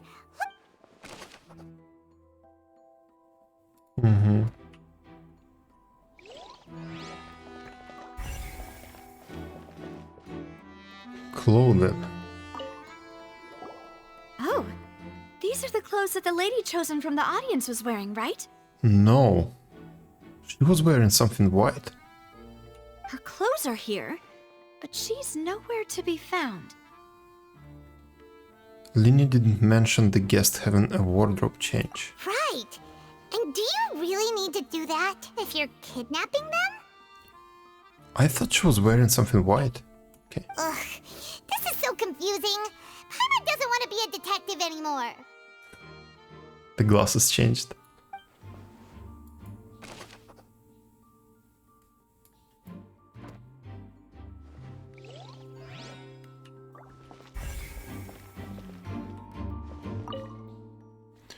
High precision is required to complete this magic show, and tracks are perfect for making the trolley stay on its designated course.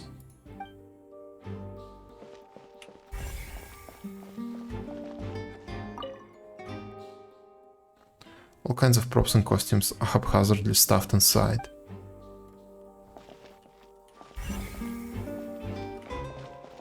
And the ventilation is actually important. Trolley. The trolley is crucial for transporting the magic box to the other side. The culprit must have used this to execute their plan. Okay, and what about the ventilation? What is this place? Looks like a vent. It seems someone could fit through here. Yeah, an imposter. Huh. Could this have been the suspect's escape route? Most likely. Venti is a new suspect. Alone, perhaps. But if they had to pull another person with them, the space would be too narrow. Do you see this vent? We can all fit in there. At the same time. Shoulder to shoulder.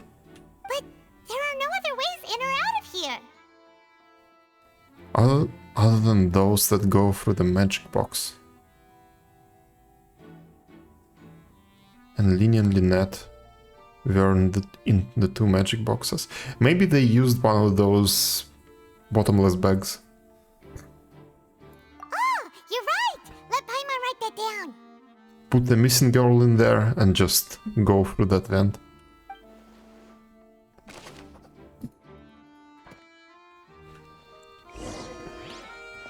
Seems we're just about done investigating down here. Yes. Let's head back up.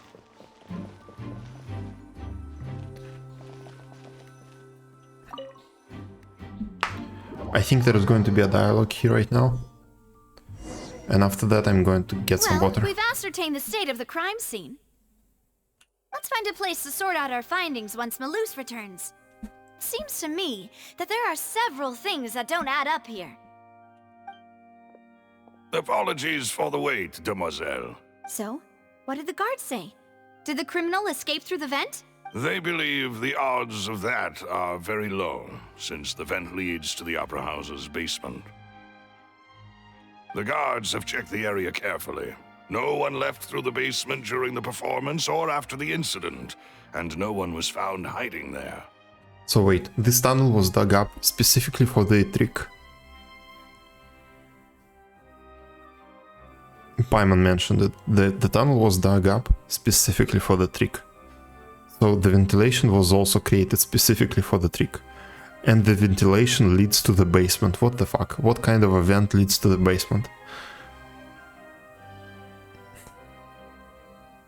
From one closed space to the other. So the tunnels become like a secret chamber then. You know, like the kind you usually see in novels. It would seem so. The plot thickens.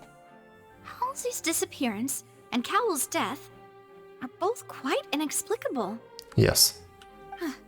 No wonder Farina was so confident in her accusation. Also, all the current evidence points toward Linny and Lynette. If I remember correctly, we saw Cowell right next to the box on stage, but not in the box. In other words, the charges are very likely to be upheld unless we make some considerable progress. Charges and then trial. So if the charges are upheld, they'll announce a sentence? That's right. This is how a trial goes in the Opera House. During the proceedings, the Chief Justice and the Oratrice will hear statements from both sides. The Oratrice will too? That's right. This is how indemnitium is produced. The statements from both sides, the defenses from attorneys, witness testimonies, and even the audience's emotions will all be projected on the Oratrice. To put it simply, it's as if the Oratrice has its own will, and is a judge in its own right. This also precludes any kind of favoritism on the part of the Chief Justice. And not that this has ever happened anyway. Fascinating. Once both sides have finished speaking, the Chief Justice will make his final decision. This, too, will be used by the Oratrice as a... Then, finally, the Oratrice will be consulted by officials. The result it returns is the will of justice itself. Huh? So that machine is the one that actually decides?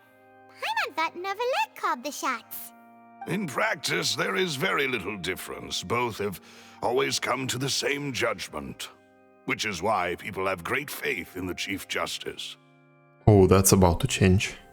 Ah, yes, the guards also asked me to convey that none of us will be allowed to leave this place before the trial. Huh? Why? Because we've chosen to act as the twins' proxies. That makes us persons related to the case. They're concerned that we might be colluding with outside parties, or that we might find outside help to disrupt the case. And even if that were not so, it could prove problematic if we happen to spread key information about the case ahead of time. I'm ready to break out at any time.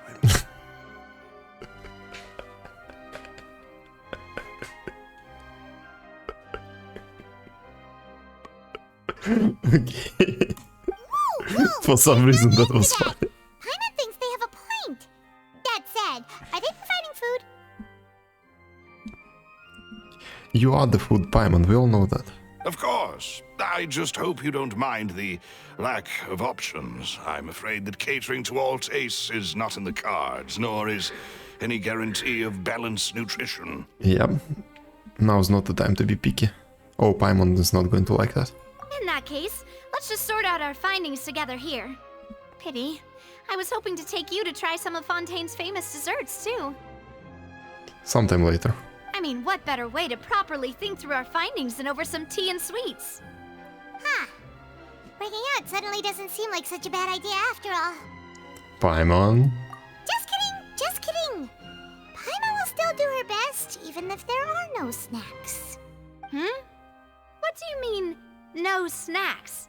Of course we'll have snacks. If we cannot buy some, then we'll simply make some. Okay, I see why the community thinks that. Huh? Here? But how? Understood, Demoiselle. Everyone, please come with me.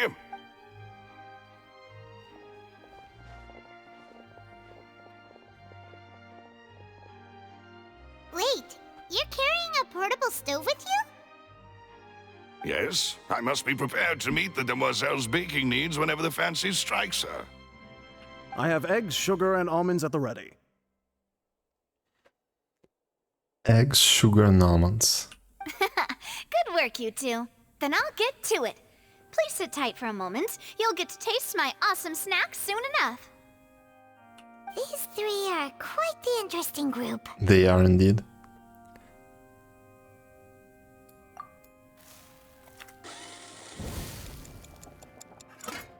The cooking sound. And Paimon thought it smelled good while it was still in the oven. Macarons. Oh, it's Macaroons. even better now. Paimon can't stop drooling. From the way you had these two guys carrying all that stuff around, Paimon thought you'd have them do more during the baking process. But you ended up doing the entire thing by yourself. Beating the egg whites, grinding all... I was applauding. I am healthy.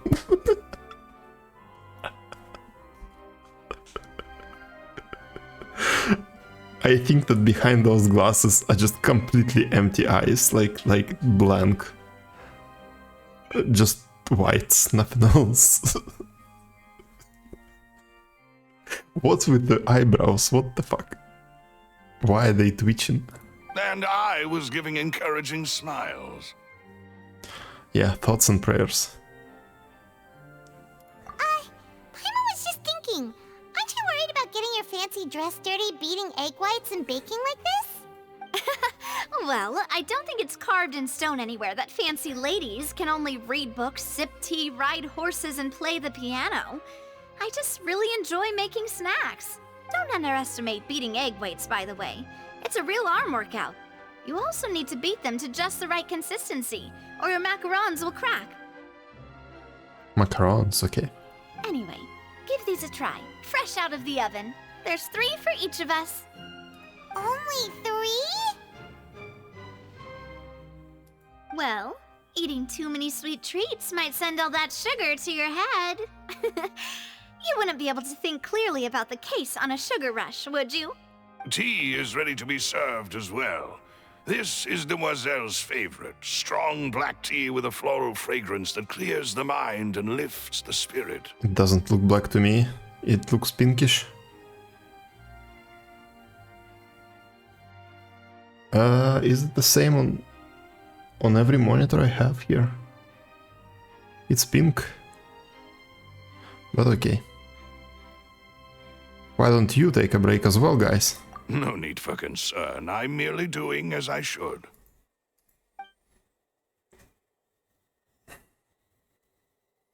All right then. Down to business. As Paimon mentioned previously, the tunnel seems to be something of a secret chamber. However, we can assume that Linny and Lynette were not alone within it. Some criminal also occupied its sealed confines. Okay, well, let's stop right now. This is going for way too long, and I see that it's going to go even longer because of the tea and stuff. I need to get something to drink myself. Tea as well. And some water. I will be back. Hopefully in less than 10 minutes. Chick. Timer. There it is.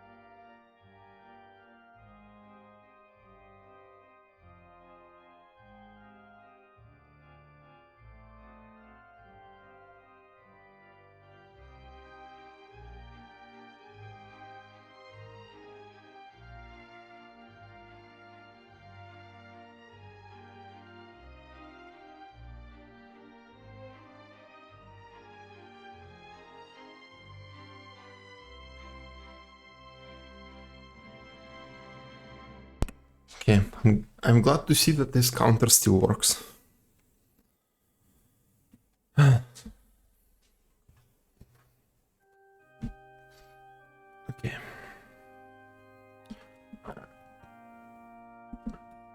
Let's continue. The magician twins could have committed the crimes, of course, but they lack any logical motive. Exactly! Why would they do such a thing right when everyone was watching? So apart from the twins, we are left with the two other people. The missing girl and the deceased. The flower vase and the thud we heard during the performance could indicate some altercation between Halsey and the criminal in the tunnel. Right, that is very true. Resulting in the shattering of the vase, the discarding of her clothes, and her abduction. Perhaps the criminal thought that since she was chosen from the crowd, she would be too easy to identify if she was still wearing the same clothes. Paimon thinks that makes sense, but the real trouble is... There is no evidence that this third person even exists, besides that hook. True. None of the clues we found thus far support the existence of this third person. And the hook is like, not really proving anything. But the only people left to consider are both technically victims, whether it's the missing girl, Halsey, or poor Cowell. Huh. Could Halsey have secretly made modifications to the magic props in order to murder Cowell before making her escape?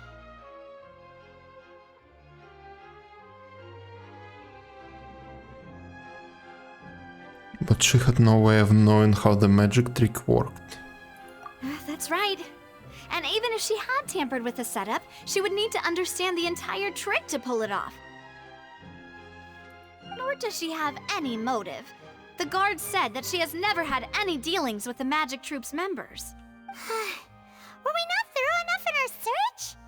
From the sound of things, this is turning into an impossible case. Your macarons are amazing though, Navia.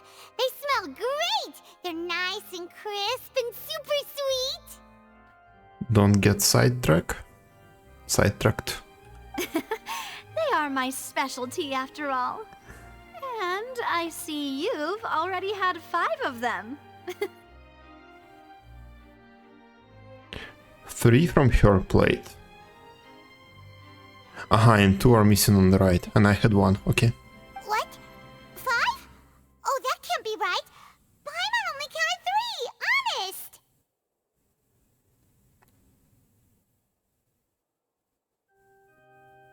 Was there always 1 on the bottom plate? Fuck, I remember looking at it. I need to start paying attention to some random shit during this quest. Please don't worry about it. At my age, a few less sweets might actually be a good thing. No. Being greedy is one thing, but Paimon knows how to count. Besides, Paimon knows that if she ate too many, then others wouldn't have enough. It's fine if you ate them, you ate them. Oh, it's fine, everyone knows how much you love eating. Don't bully Paimon. Wait, even you don't believe Paimon? How could you? If Paimon ate those 2 extra macarons, then may they turn into stone in her stomach! All right, we get it. Well, I suppose one of us might have gotten too engrossed in our chat and eaten them by mistake. No big deal. Malus, set up the stove again if you would. Huh? What are you doing? Making sure everyone gets 3 macarons, of course. There is really no need to do that. Exactly. We don't want to trouble you. As you wish, demoiselle. Oh, there is no stopping this train. And I have the egg, sugar, and almonds.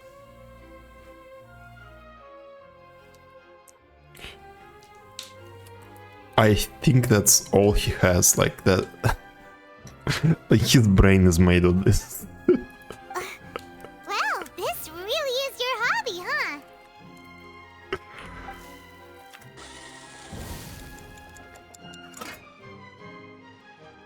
Well, that's it for snack time. I'm going to have another look around the area. I don't know what we're looking for yet, but we've still got some time. As attorneys, I suggest the two of you think the case over again. It would be awkward if you got all tongue-tied on stage during the trial. Stopped bullying Paimon and switched to bullying Silver, I see. Someone has to get bullied.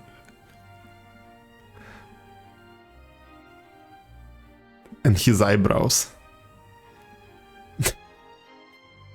Also, he wouldn't get it. He wouldn't get offended.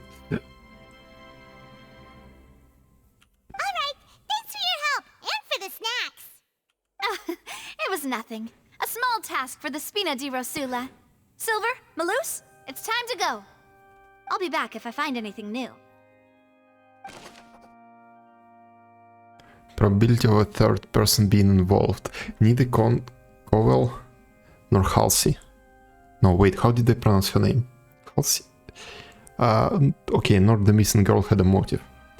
But as I haven't talked to Navia, the likelihood of a third person being involved seems very low too.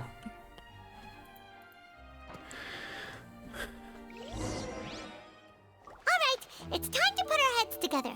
We've got to get our defense ready for the trial. Oh, it's probably gonna be a long and difficult case. There's no point in worrying about that now. We just need to prepare. Here, take Paimon's notes. They should help you review the situation. I think I remember everything so far. If we do it right now, I might still remember it by the time the actual dialogue comes. The following day, right. It's not looking good for me.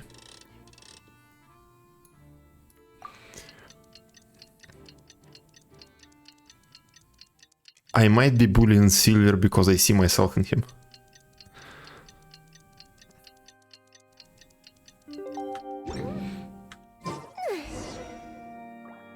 Viewpoint, might as well.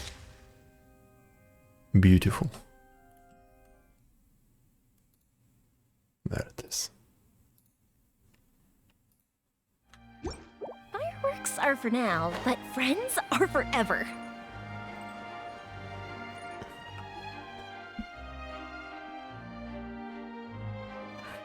What do we do? The whole situation is so confusing. I do have some thought. That's not true. But let's take things step by step. Good plan. Impossible things don't just happen. We'll get to the truth one way or another. I'm surprised we didn't see that basement to which the ventilation is connected to. Just relax. Even if everyone else suspects Lenny and Lynette, at least we will be supporting them from the stands. Yeah, I would like to see the basement.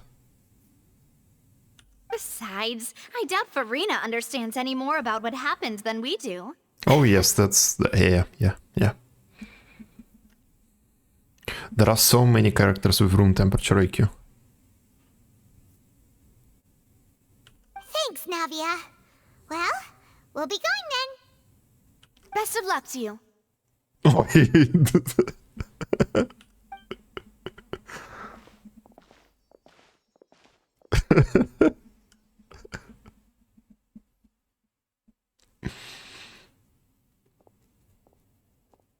Ah, finally, you're back. Well, how did your investigation go? Every time I see those characters, I love their design so much. To be honest, you might be disappointed. Also, I might be blind, but only Lynette has a tail and the ears. So how are they twins? No. We're already very grateful that you were willing to help. Well now, don't you all look disappointed? Don't tell me that your investigation came up empty-handed. That was to be expected, of course. The guilty can never produce proof of their innocence. But don't let that stop you. I shall be terribly disappointed should you, my most anticipated foe, concede so easily. Okay, just you wait. Since both parties are present, I declare that the trial regarding the magic show incident is now in session. Firstly, in order for the audience to understand the causes and results of the incident, could we please have Mr. Linney explain the trick? Yes, there it of goes. course. I will explain while Lynette demonstrates on stage. All the necessary items have been prepared.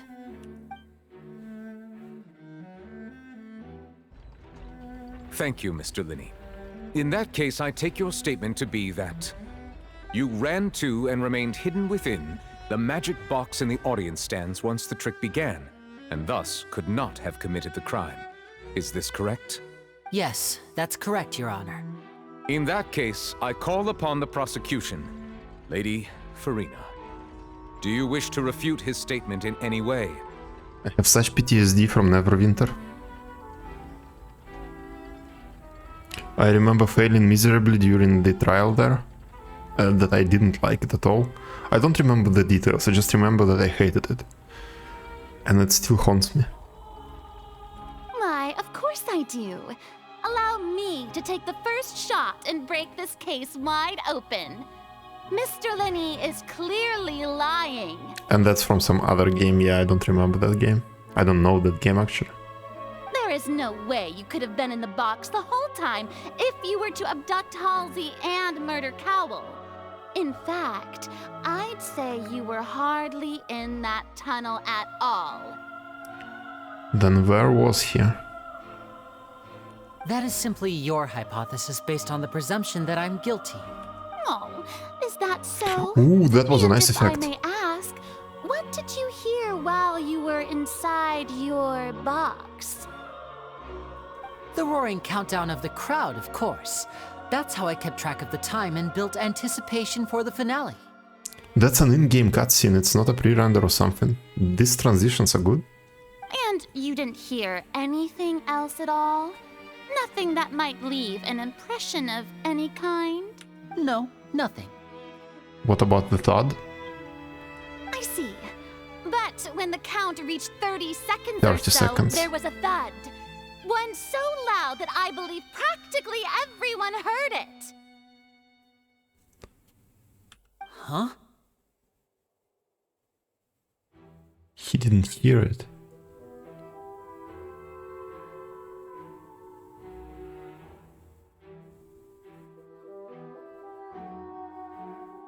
I'm trying to think of something, but there are no thoughts.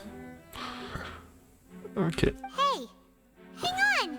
Something's not right here. How could Lini not know about that sound? Room temp IQ? Yes, probably going below. Before I was talking about Fahrenheit IQ, room temperature, but now we are reaching Celsius. Yeah, I'm sure he could have heard a noise that loud from inside the box. I was right by the box and I definitely heard the thud. Aha, and that's a machine. Have to go kill it.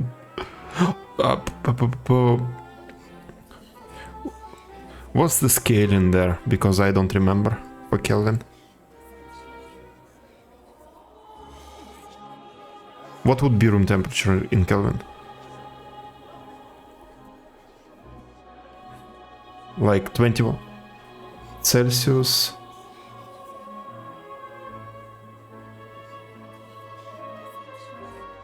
I do not understand your words, Magic Man.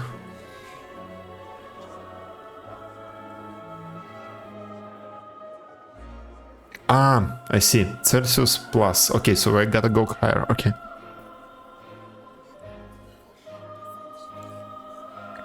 They probably represent the orator's stance on the trial.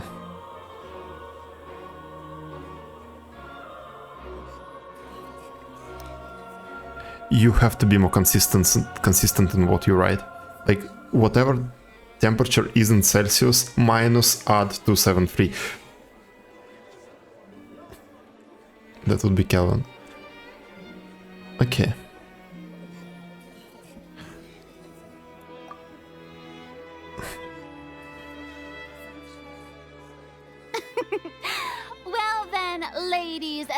gentlemen, allow me to use the words of the magician himself. You never know what can happen in the blink of an eye. Indeed, it seems his alibi can also collapse in the blink of an eye. Of course, I have armed myself to do far more than smash your alibi. Confidence cannot go unfounded, and my foundations are rock solid. Tell me, aren't you and Lynette actually from the House of the Hearth?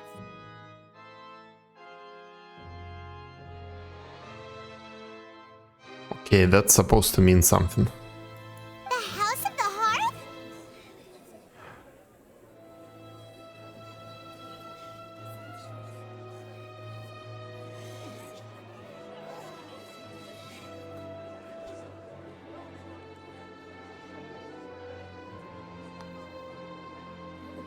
I literally have never heard about the House of the Hearth.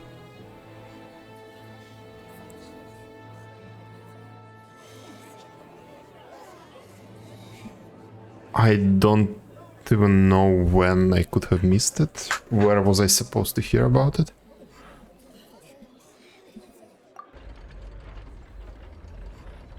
No wonder they did something like this.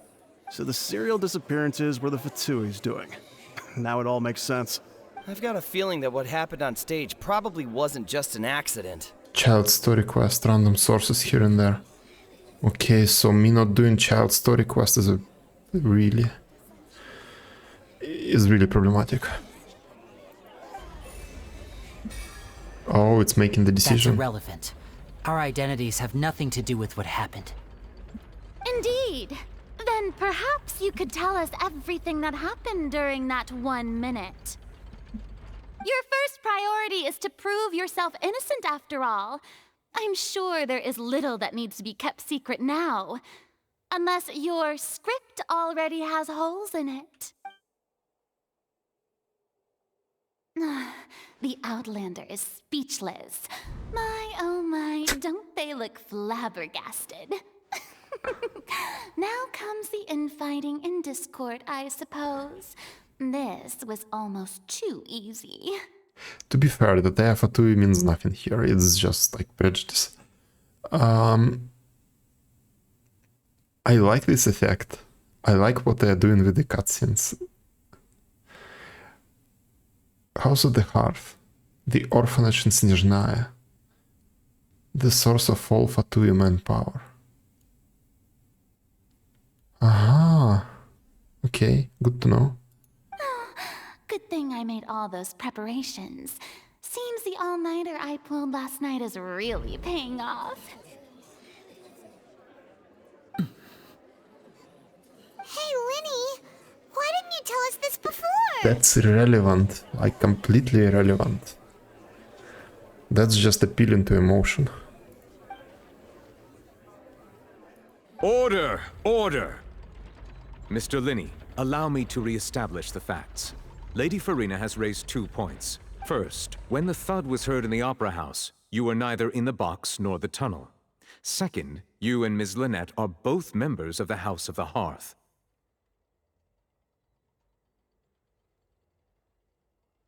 Then where could he been?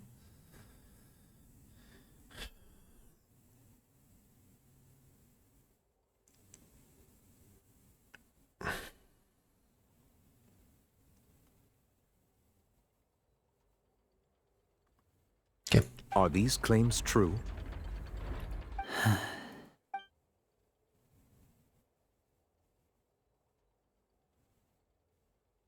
There is no doubt about a magician's ability to con others, given how Linney has concealed his identity. This could all have been set up beforehand. Lost Child is here in Fontaine, along with other house operatives. There must be some scheme at work here. I've been a victim of such schemes before, and now... Please answer my question, Mr. Linney. I'm sorry. Yes, they're true, Your Honor. He's just taking the fall right now. I knew it! Well, that's it. We might as well move on to the sentencing already. What should we do now? Permission to speak, Your Honor. Granted. My client has withheld some key information. My defense cannot proceed.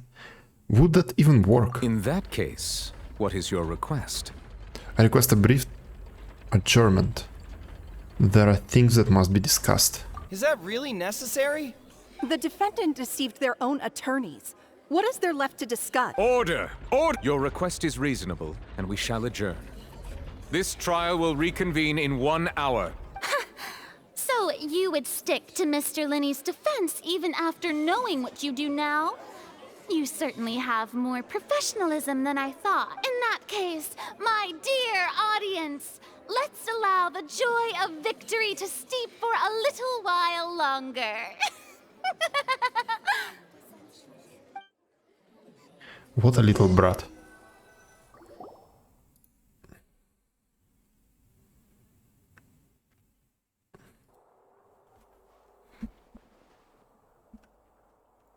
Well, this is awkward. Drama Queen of Hydra, yes. I didn't think the Hydro Archon would dig all that up. I'm sorry, Traveler. Yeah, sorry. Paimon doesn't know where to start. We trusted you two. We based our entire reasoning on the assumption that you weren't bad guys.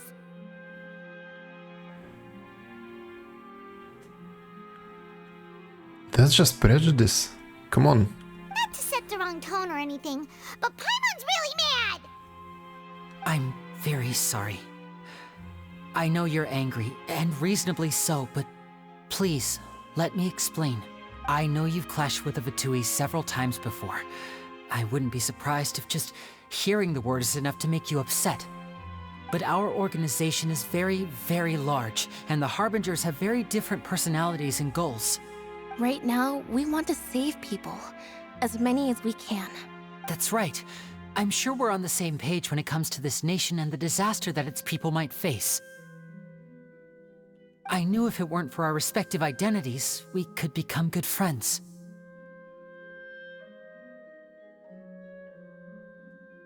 That's why I didn't wish to flat out lie to you, but chose to hide some details instead. The truth is very important, but being completely transparent about everything would see us spending more effort than we need to. But how can we know this isn't all just another lie? Right. So, you be the judge. Heck, if I were you, I fear that I'd even struggle to trust me at this point. You met a Fatus who works as a magician, a trickster by trade. All by coincidence, too. But still, I'm asking you to trust me. I am no criminal. Sorry. Please forgive us. Well, you both say that, but... Explain the other issue first. Where did you actually go while the trick was being performed? Right. Let's hear your answer first, and no lies now. Yeah, there are no exits, so where was he? I'll answer any question you ask. We've been trying to find out how the Oratrice operates. We want to know why it has a consciousness. Why can it deliver sentences accurately? During our investigations, we learned that the machine's core is beneath it. From that moment on, Lynette and I have been designing this box swap trick with the objective of getting close to the core. Oh, okay, I see. Is that why you needed a whole minute? That's right. In truth, the audience would take about 75 seconds to count down from 60, while I would only need 15 to get to the opposite box. So, after jumping into the tunnel, I accessed the Opera House basement via the vent, and went to investigate the room in which the core is stored. That air vent was created during the construction of the tunnel specifically to execute this step. Well, nothing. As soon as I reached that room and was about to investigate, I heard someone's voice. Why didn't you say so from the beginning? Which should have been impossible, of course. I was quite certain that I was the only one in the room. That voice seemed to recognize me and tried to speak to me. I chose to err on the side of caution and retreated the way I came.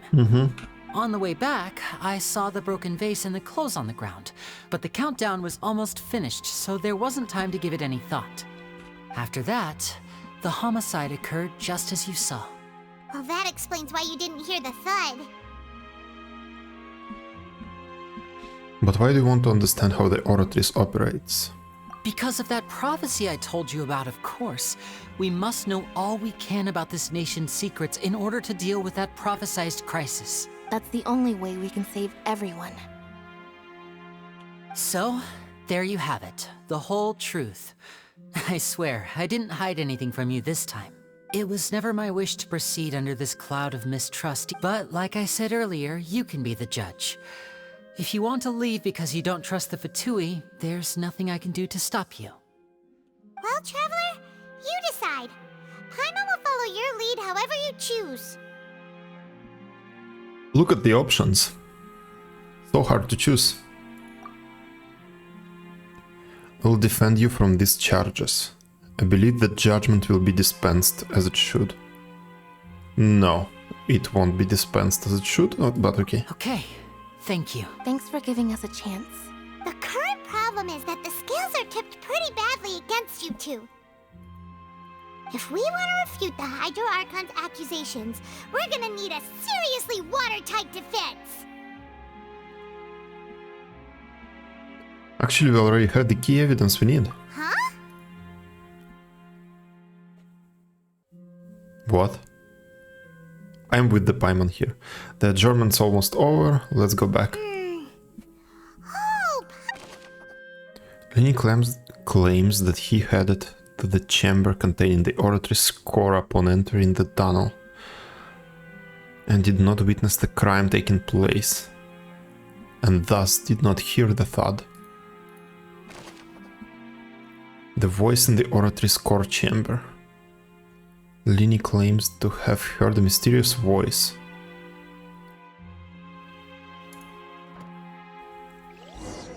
I don't know how that helps us.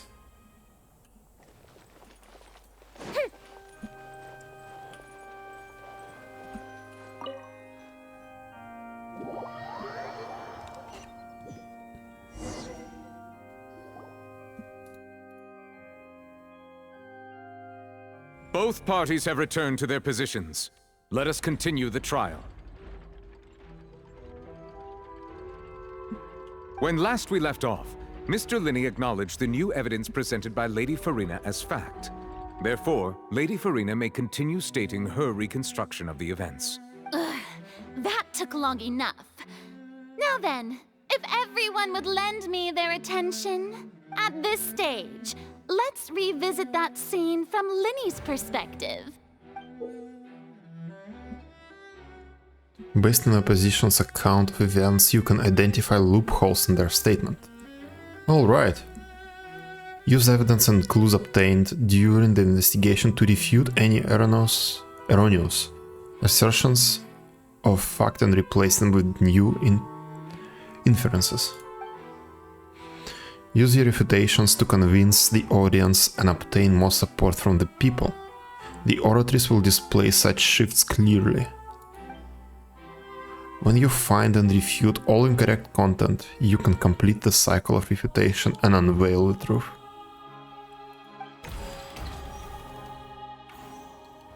As the countdown began, he entered the tunnel. We also never talked about the hook, since we found it. As the countdown began, he entered the tunnel. Yeah, sounds about right. When the flatbed trolley passed, he opened the box and got into an altercation with Halsey, which caused the loud thud.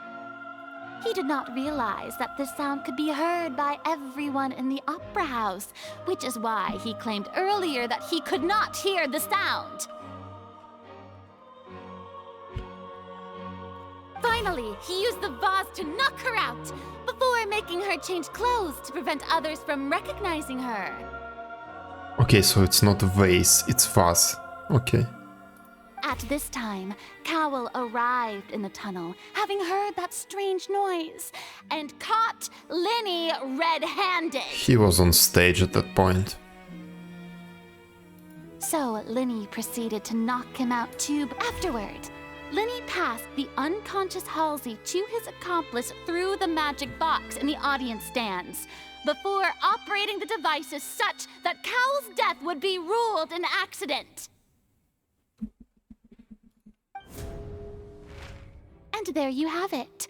That's the truth behind what happened. I think another guy was on stage, so some other assistant. I thought there are 3 of them, like Lini, Lynette, and Cowell. So someone else was on stage, not Cowell.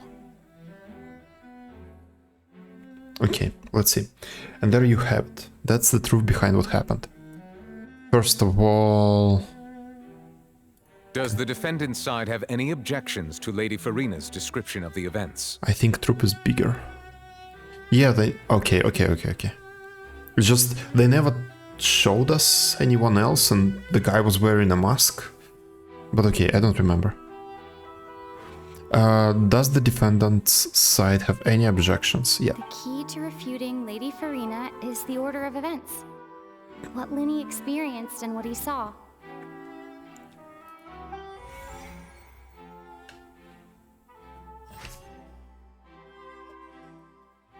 Lini entered the tunnel.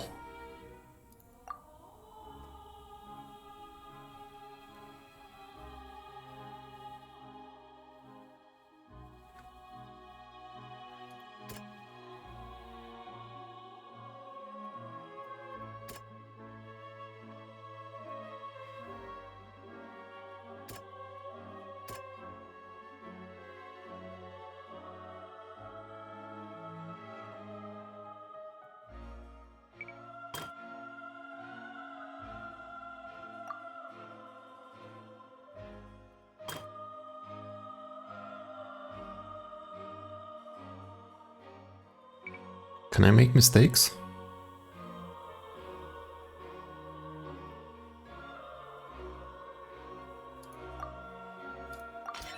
According to Lenny, he left via the vent after entering the tunnel. He couldn't have had that altercation with Halsey. Yeah, but there is no proof. Okay. No, if you make a mistake, account is deleted. Yeah, and the story changes. Yeah.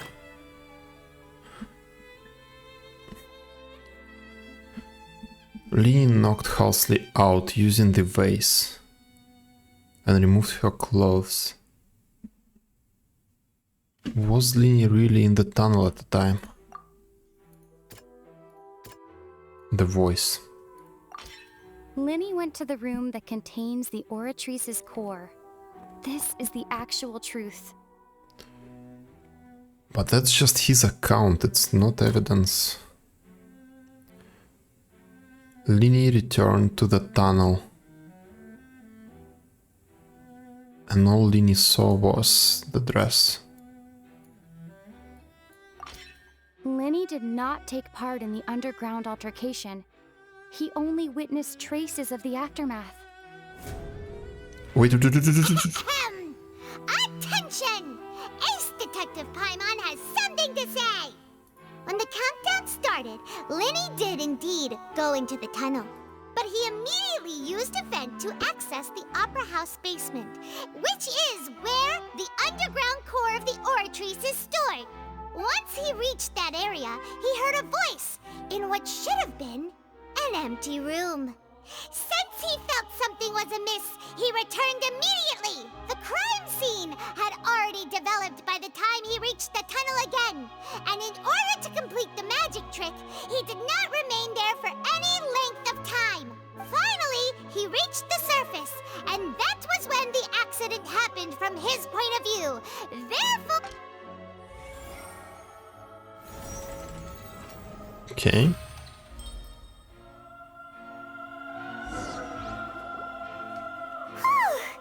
Paimon did it! Paimon... In other words, you believe that he knew nothing of the incident? That's right! Moreover, I believe my opposition's reasoning is flawed. My reasoning? The on-stage equipment was clearly tampered with in a premeditated fashion. However, you say that Cowell bumped into Lenny by chance. If that's the case, tunnel, who was the entire setup meant to kill? Right. Yeah, does not make sense. Assuming that what you say is true, Linny only needed to kidnap the young girl to cause a new disappearance case. What would the point of killing someone on stage be? Oh, they have a point. That's right, you tell them! And that's why they're partners of mine. They've managed to turn things around. Oh, well, your denial is very strident, I'll give you that.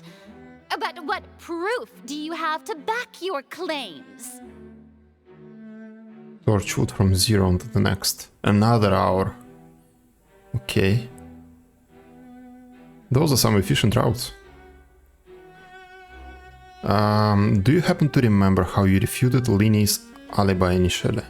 Of course I do.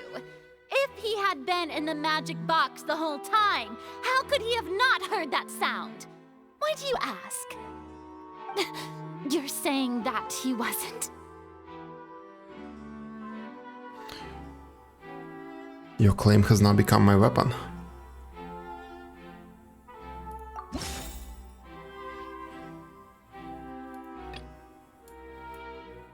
Oh, I missed something here. What? Maybe it will appear later.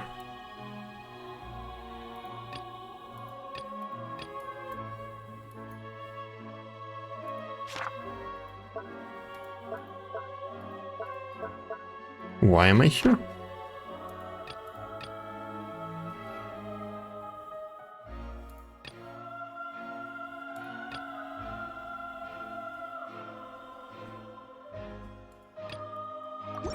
That's right! Linny wasn't in the box or in the tunnel. That's why he didn't hear anything strange during the performance. That's all without proof. This means that when the crime happened, Linny had already entered the basement via the vent. The same clue you used to disprove his alibi has now become the best proof! How do you like that? Okay. Well I'm just played. going to enjoy the show. To think you'd use such logic. Well then, if it wasn't Linny who committed the crimes, then who was it? The murderer was?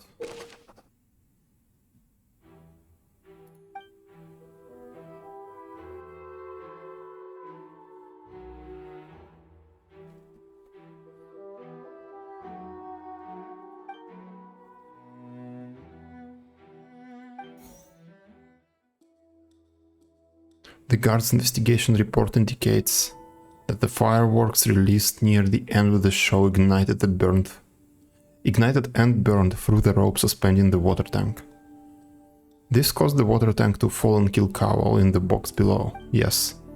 If Linny is no longer under suspicion, only the other members of the troupe would have been able to tamper with the props. Linny gave a detailed account of how the trick was supposed to work. Yeah.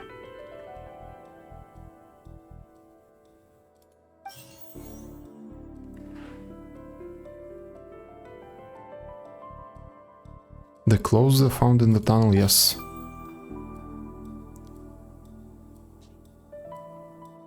The deceased's name is Cowell, Linny's assistant. He would have been able to tamper with the equipment. Halsey is the missing person and an ordinary audience member. Or did she have her own scheme all along? Could there have been a third person involved? Is that really a possibility? I would say yes. No.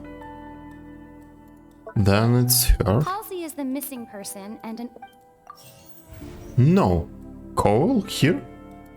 Okay. The deceased's name is Cowell. Room temperature IQ, remember that? Don't bully the streamer. Why? Okay. Huh? That can't be right. Are you serious? Paimon, the voice of reason. The killer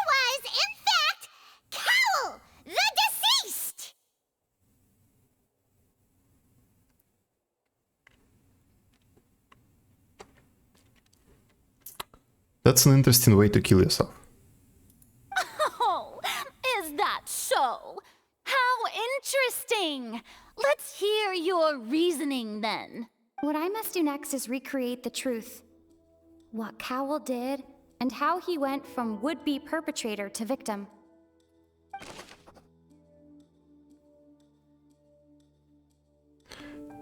How can we envisage Lini as having been unable to interfere with the crime?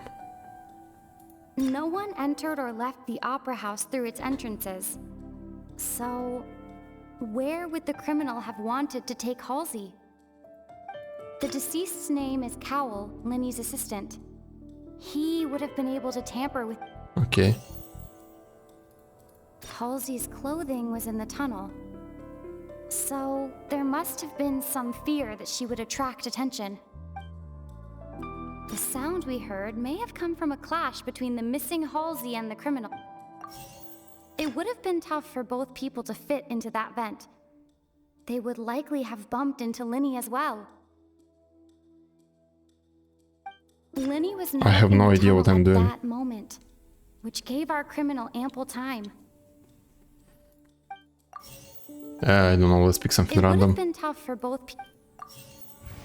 Of course it's incorrect. Okay, only one. This one. Okay. What?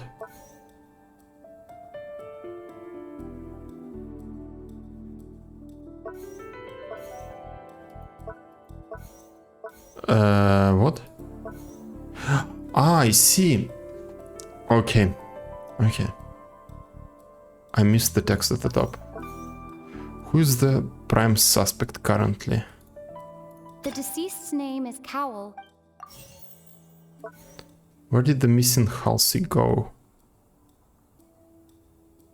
Linny was not in the tunnel at that moment. Halsey's clothing was in the tunnel. So, there must have been some... No one entered or left the opera house through its entrances. How can we... The deceased's name is No one entered or left... How can we envisage Lini as having... Linny was not in the tunnel at that moment. Okay. Halsey's clothing was in the tunnel. So... Didn't I choose this before? No.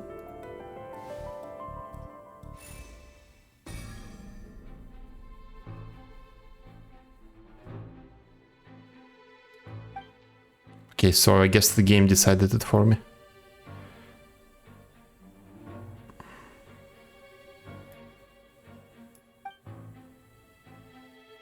The strange noise could likely have been the sound of Cowell and Halsey struggling. Linny was not in the tunnel for 1 minute. This would have been time... This would have given time for Cowell to bring Halsey out of the magic box in the audience stand. But according to the guard's testimony, no one entered or left the opera house. Exiting from the box would have been in full view of the audience, pretty much guaranteeing that they would be discovered. What's wrong, Traveler? Are you still having trouble figuring things out? Where in the world did Halsey go? I see how it is. So this was all just a bluff. And here I thought you had something to show for it. But it seems you're still far from the truth. Look, since we're at a dead end, why not consider a different track? Just like the trick as it transpired, the end result must have been utterly different from the magician's initial design. If only we knew how Halsey disappeared. Well, that would be nice, but the tunnel only has 3 exits, and none of them seem very likely. And it's not like this is a magic trick where you can just make a real live person disappear. You know, like you did from that water tank, Lynette. Escaping from the water tank. Could it have been the water? Excuse my interruption, dear opponents, but Do you not see that the crowd is growing impatient? There is no greater sin in this opera house than an awkward delay in the performance.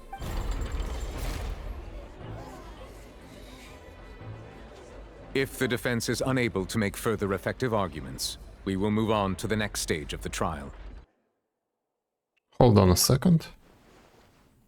Lenny was not in the tunnel at that moment, which gave our criminal ample time. The sound we heard may have come from a clash between the missing Halsey and the criminal. The deceased's name is Cowell, Lenny's assistant. He would have been able to tamper with the equipment. The vase was not broken by chance. It was used to cover important evidence. The water.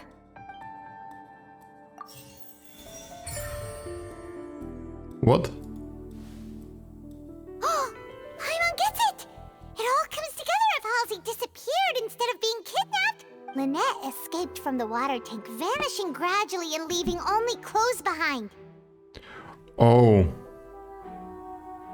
How did that work? If there's a similar method where a person could be transformed into water... Oh, just a moment, please. I do hope you know how preposterous you sound at the moment. How could a person ever be transformed into water? This is reality we're talking about here, not some magic trick. I requested to examine Cowell's personal effects. We might find something there. Must we really? I should think that of anyone. Your friend Linny already knows this truth very well. Magic tricks are ultimately just illusions and misdirection. But Halsey's disappearance is very real. We're talking about two completely different things. But Lynette is a yokai or whatever you call her. Even so, I trust the Traveler's judgment. The truth must be out there somewhere. Perhaps some new line of reasoning may open if we try to get... Since Cal was the deceased, we haven't placed much attention on him. But given that we aren't making much progress with the case, it wouldn't hurt to have a look... People really do come up with all sorts of harebrained schemes when at the end of their rope. The way I see it, your suggestion that we broaden the scope of our investigation is nothing but a tactic for stalling the trial. Nevertheless, I believe that this is a reasonable request on the part of an attorney. Since the trial does indeed appear to be at an impasse, I believe that additional evidence may help us make more progress. Guards, please step into the lounge and examine the personal effects of the deceased Cal. Okay, so the body is there. We are It's still there. examining the items, but we have already made critical progress that we feel must be shared with everyone post-haste. We discovered several test tubes of fluid within Cowell's baggage, each labeled separately. All right. The notebook in his backpack claims that these fluids are... water from the Primordial Sea. The Primordial Sea? The note's contents also indicate that Cowell belonged to an organization that sells illegal drugs and that he had an accomplice. The notebook has many entries concerning safe usage of these fluids, in which the keyword dissolve appears many times. One of these tubes was labeled Opera Epiclese, along with yesterday's date. It is empty. The notes also state that these dissolution properties work exclusively on people from Fontaine. It's likely that Halsey was chosen as some sort of test subject. What the fuck? As such, we believe that the defense's hypothesis is, in fact, supported by sufficient evidence. You've got to be kidding! People dissolving into water? Could something so ridiculous actually be true? Wait a moment. This reminds me of a certain prophecy, but it's just a coincidence, isn't it? Huh. If people can become water, does that mean that the water tank's real use was as a means to hide water stains? And if Cowell was targeting that girl... Wait just a minute. Could that mean... You two, with me, quick! So that water on the ground in a vase is actually Halsey. The Mademoiselle, wait! What about your partners? Let's go. Just trust me. That was supposed to be in a ways. Order! Order! It is undeniable that further examination of the deceased's personal effects has yielded some surprising results, but we cannot yet verify the veracity of these clues. Still, let us assume that these clues are indeed authentic, albeit with the understanding that Ms. Halsey has yet to be found. Guards, please continue examining the items along these lines. Mr. Linney, it appears your hypothesis is supported by the evidence, so please continue speaking. Of course. Thank you, Your Honor. If we uphold this hypothesis, I believe that many of this case's seemingly unrelated clues can be connected together. Right! Like the metal hook! That one didn't make sense at all. Let's think about this. Cowell's methods must have something to do with that water from the primordial sea.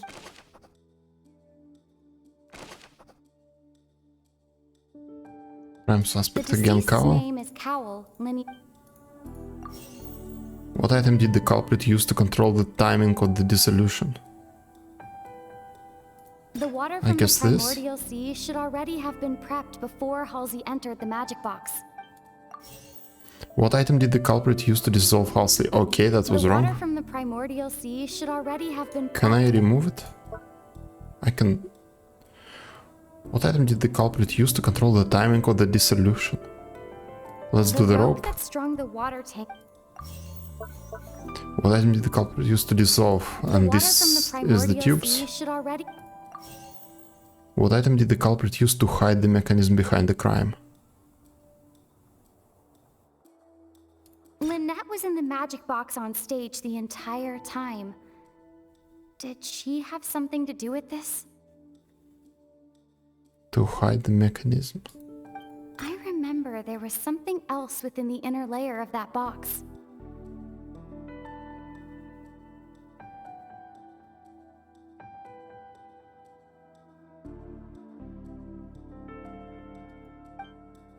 I have no fucking idea. I don't know. It seems like the hook rope was...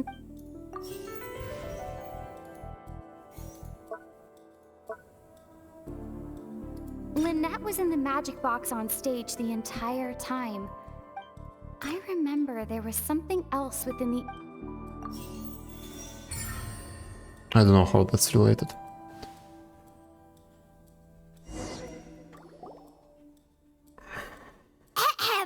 It's Ace Detective Paimons! In the original plan, Cowell would tamper with the water tank rope and the number selector securing his target.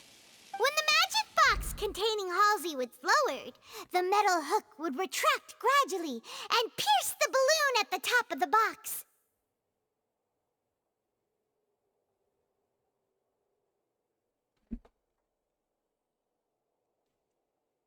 Oh, what the fuck? I don't know how I was supposed to come up with that idea. When the balloon attached to the box popped, the water from the primordial seed inside it would pour down and dissolve Halsey. That got dark so fast. So dark so fast. Afterward, Cowell would enter the tunnel and break the flower vase to conceal the water inside the tunnel, with the remaining evidence being covered up by the water tank on stage. But he encountered something unexpected in the tunnel and wound up being fatally hit by the same water tank he meant to use to cover his tracks. Huh. That does make sense. That actually links together a lot of the more confusing pieces of evidence. Oh dear, what do I do? Even I think they sound convincing now. Have I falsely accused an innocent person? What a humiliation. Now, it seems like the only point of contention remaining is the exact circumstances that led to Cal's death. His notes mentioned he had an accomplice who could be related to the situation. On that note, the guards have just contacted me indicating that they uncovered new evidence. I shall now invite him on stage to share it with us. Thank you, Your Honor. We were just inspecting the luggage of the other people involved in this case, and we found an identical sample of the water from the primordial sea among Linny's personal effects. What? That can't be. Oh, I see. Well, how wonderfully comedic to have your own counterattack only to come back and wound you. What I really hate about her character is that she cares about her personal appearances and having fun more than she cares about the actual suspect. And bringing right people to justice. Does this not clear all doubt? My dear citizens, my loyal audience, allow me to present my reasoning and bring this performance to a swift close. Linny did not need to take part in the dissolution of the young woman at all. Indeed, he did leave the scene via the vent. Having made modifications to the props beforehand, his accomplice Cowl then caused Halsey to vanish using the water from the primordial sea.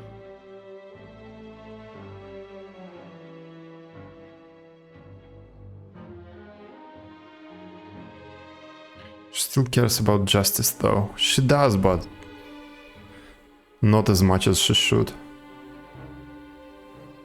But upon his return, in cruel avarice, Linny desired sole credit and prepared to do away with his partner in crime.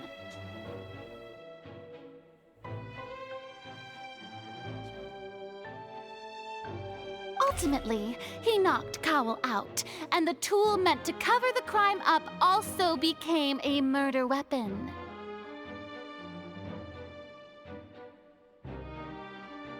Now, as much as I regret having come to such a viciously straightforward conclusion, it does seem that the famed Fatui is quite the cold-blooded and ruthless organization. Am I right? We've used up all the evidence we collected. There's no way for us to make a rebuttal here. Is this the end of the road? Oh no! Paimon can't think of anything either. It doesn't look like there's any way around this. Seems using the water as new evidence was too good a move. Why did this have to happen now? I think we've all seen enough now. And we have ample witnesses to my flawless reasoning. I believe this is indeed the finale. Now then, my good, noble Chief Justice, should we not, in your view, move... Excuse me, everyone, but I must interject. Miss, I must ask you not to shout, and to respect the ongoing legal proceedings. Oh, come on. Don't be hasty. I have a good reason for interrupting, you know. Now, would anyone here like to take a little break from all this debate and see a little magic? Okay. I'll show you an amazing trick. One that can bring a young woman who has disappeared back in the flesh, right before your very eyes. Please, do the honors, Mr. Linny, if you would be so kind. But what in the world is she saying? No offense, miss, but miracles like that are beyond my scope as a magician. Come on now, don't be silly. Magic is all about misdirection, isn't it? It often conceals the truth while presenting a fascinating illusion. But once everyone believes the illusion, can't magic reveal the truth to them once again? And wouldn't such a trick be the most marvelous finale to today's performance? Come on, Lenny and Lynette. Give it another go. Don't worry. Spina di Rosula has made the necessary arrangements on your behalf. But as the magic makers and stars of the show, I think I should leave the final performance. I understand.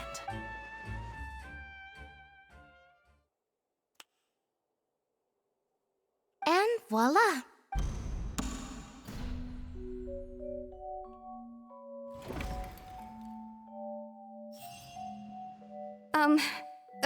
Sorry for the interruption. Wait, isn't that Halsey? So the whole thing about people dissolving wasn't... To be clear, I'm only here because this person told me that if I testified, the merit of doing so would lessen my sentence. What? I was hiding outside this room listening to the proceedings because I was afraid that I would be the one put on trial. I was just feeling happy that no one had noticed me. And then before I knew it, she caught me. That'll teach you to underestimate us three. Where should I begin? I'm sorry. I'm the one who killed Cowl. I admit it. What? Why? Firstly, my name isn't Halsey. It's Lillian, and I'm originally from Mondstadt. I heard that Linny's show was gonna be a real thriller, but I missed the chance to buy a ticket, so I stole one. That's how I make a living.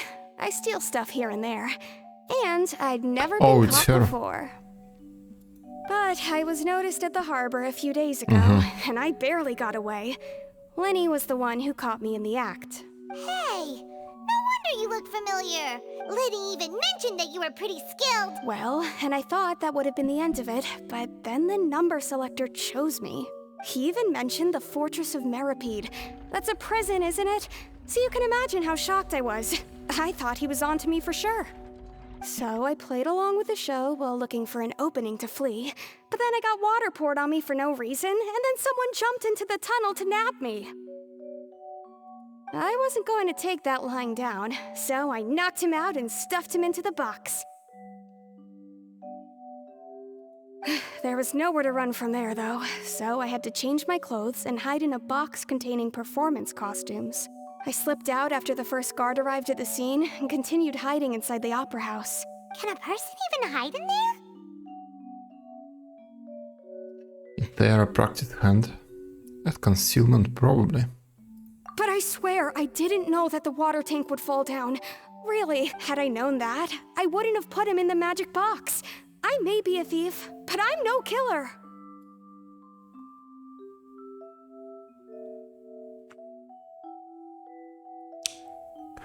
This does not explain the water in Linny's belongings. Well, that makes everything pretty clear now, doesn't it? Now it's time to refute the Hydra Archon's previous reasoning. This time, we need to tell the entire story from Lillian's perspective.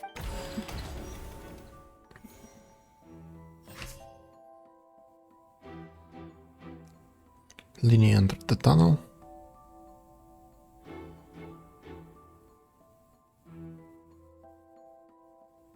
Okay.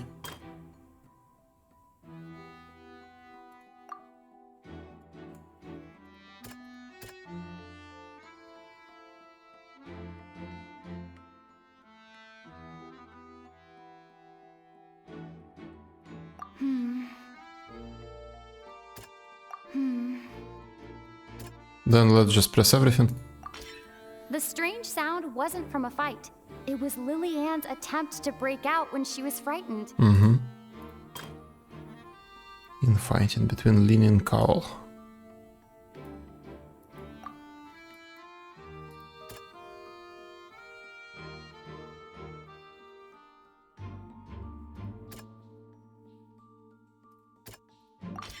The flower vase was not broken to cover anything up, but was smashed during the struggle between Lillian and Cowl.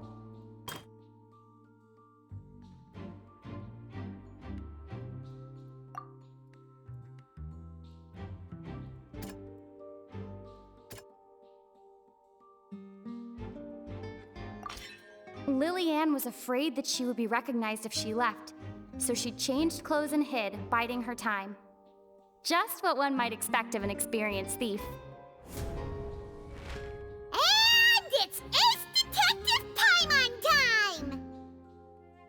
Having been selected out of the blue, Lily, her panic only intensified after she entered the tunnel and had water poured on her head.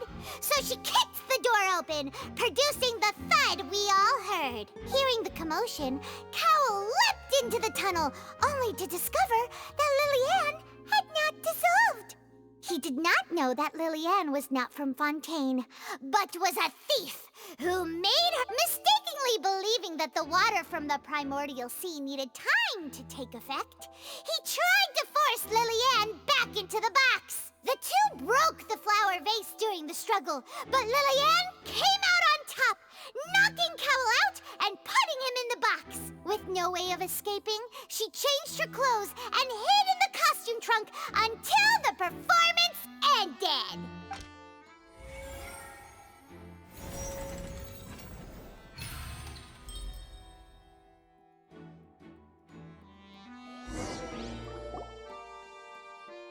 She knew that she would have to go through guard inspection if she tried to leave afterward.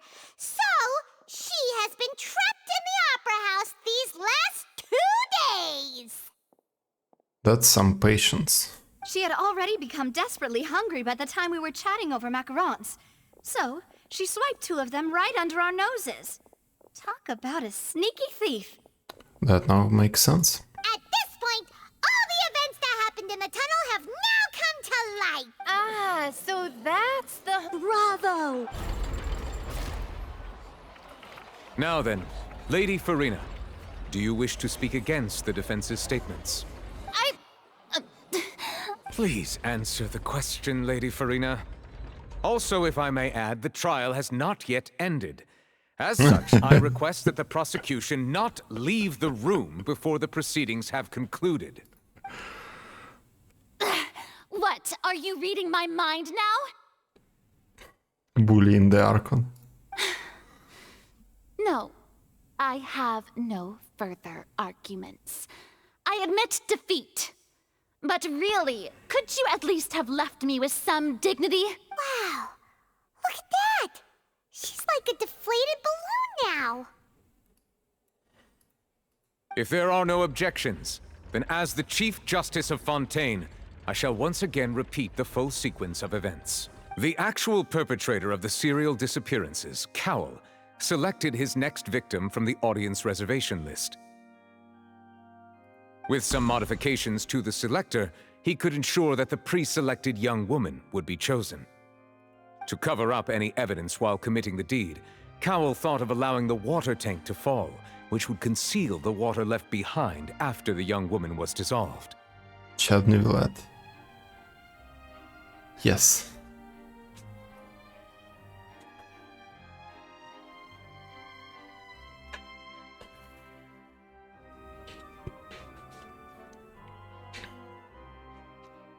He also tampered with the rope suspending the water tank, using the fireworks at the end of the performance to cause the tank to drop and hide the watermarks.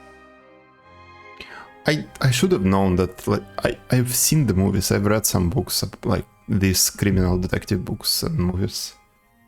I should have known that there is absolutely no way you can come to the conclusion on your own from the beginning. It's always some random bullshit. He poured the water from the primordial sea into a balloon during the preparation of the magic box and stuck it to the box's lid. Finally, he passed the prepared hook on a rope through the gap in the magic box's door when bringing the young woman to said box. When the magic trick officially began, the box containing the woman was lowered into the tunnel, tightening the hook rope and bursting the balloon containing the water. If all had gone to plan, the young woman would be dissolved at this time.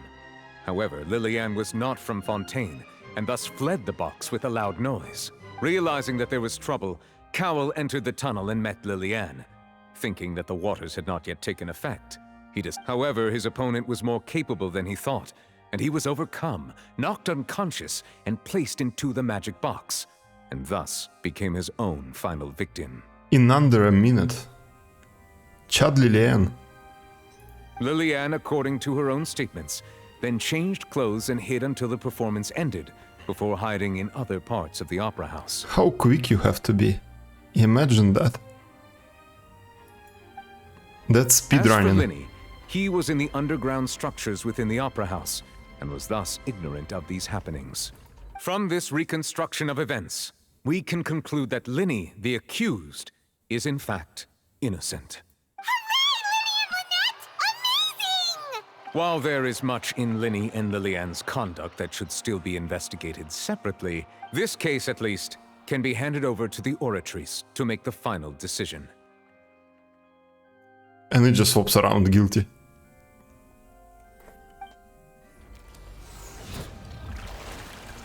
Am I warping now or what?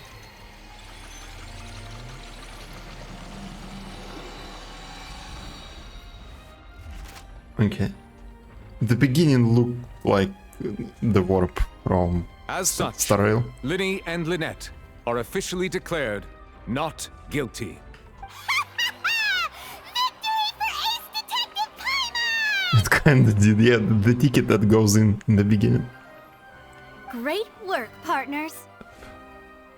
Thank you all. Thank you so much. Let's not celebrate just yet. Next, I think we deserve an explanation, Guard Vaughn. How did you find the water from the primordial sea in Linny's baggage? Right! Your discovery caused me to make a serious mistake, you know. Or was that not a discovery, but false evidence that you dared to bring before this court? I suspect that the accomplice mentioned in Cowell's notes was not Linny, but you, yes? I'm sure you know what you must do to lessen your sentence. Speak quickly! Unless you want to earn yourself a one-way ticket to Coupon Town. What does this even mean? I was just following orders. We were supposed to place blame for the serial disappearances onto Linny, and thus cause suspicion to fall on the Fatui. The higher-ups said this was the best opportunity to do so. And now that your plan has fallen through, and the secrets of the water have been revealed, you have become a liability to said higher-ups, yes? Who is his voice actor? It sounds really familiar.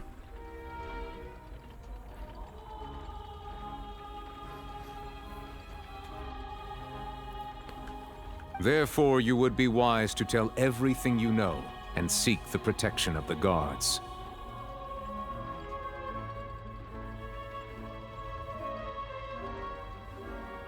Yes, I'll tell you everything I know.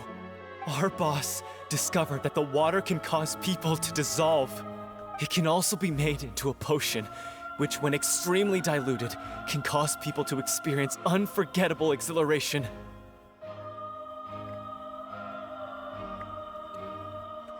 We've been in this business for a while now, and have made decent more off it. The disappearances were also the boss's idea. I mean, this is the boss we're talking about. The...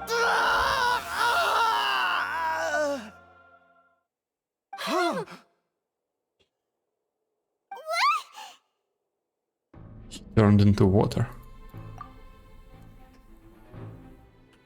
And now he can no longer talk. Such ruthlessness. I shouldn't have expected any less of them. An outrageous act. All present, please submit to inspection immediately.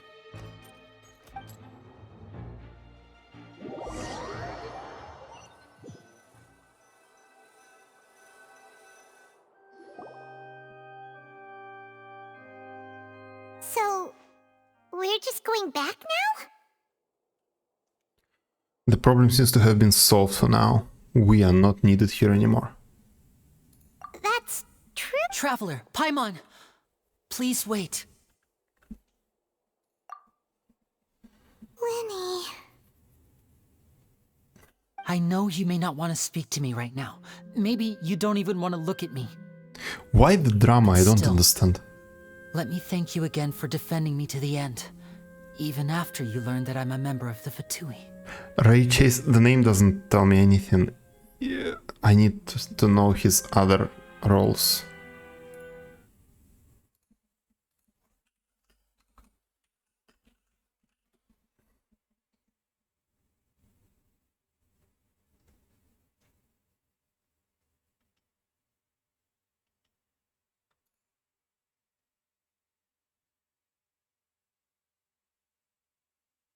Barbarian male. Eve. But that's, I guess, the anime. Yeah, the anime. Reese, I don't remember his voice at all.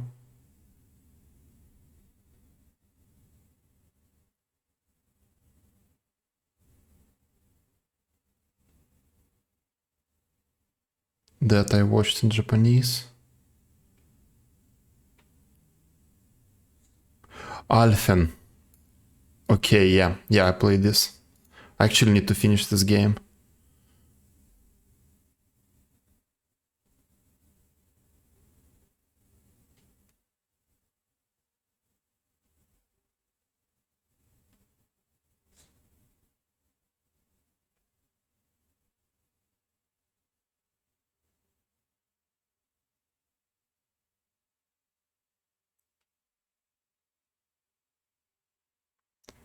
Noctis from 15.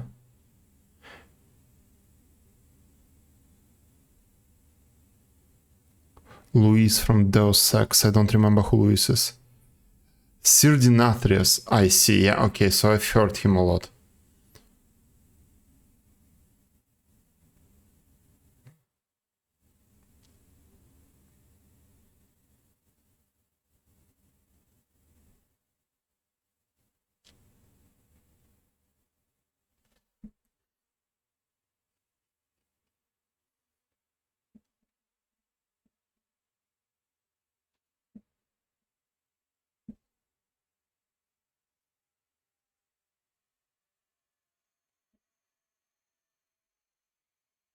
That's a long list of characters. There is Noctis.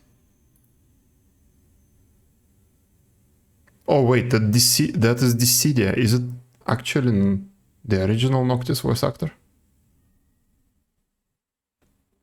Andromeda?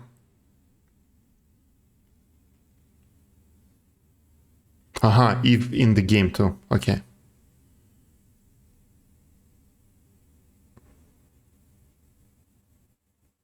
Yeah, and this is the game, Noctis in the game. Okay, makes sense. I do not remember this guy at all, so does not mean anything to me.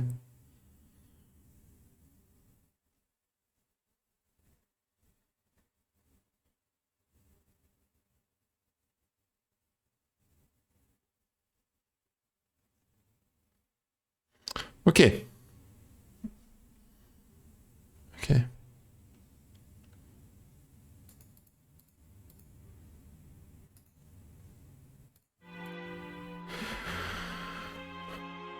I just didn't wish to see anyone be falsely accused. I just wanted to be sure that we are squared.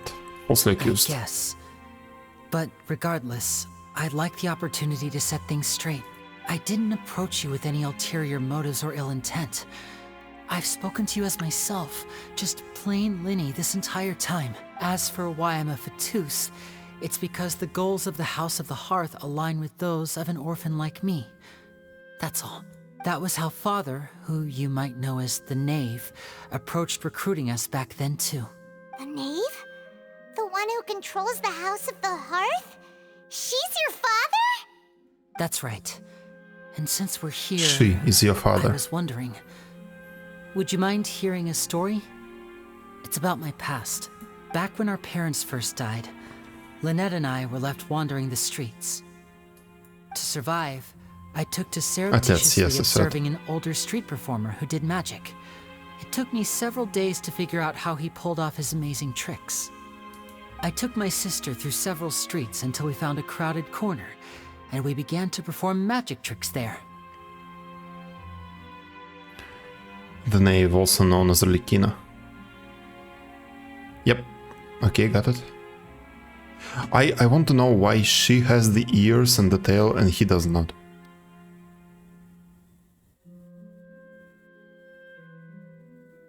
The tail and the ears. I think I mixed them up. To my surprise, we proved to be pretty popular, and we could at least stop worrying about where our next meal would come from for a time.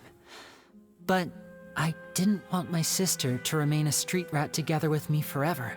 Before long, an aristocrat came to me and claimed that he wished to take us in after watching my performances. She's a cat girl, but well, he's not a cat girl. True. That makes sense, actually. So you went from orphans to nobility just like that? That was how we felt at first, too.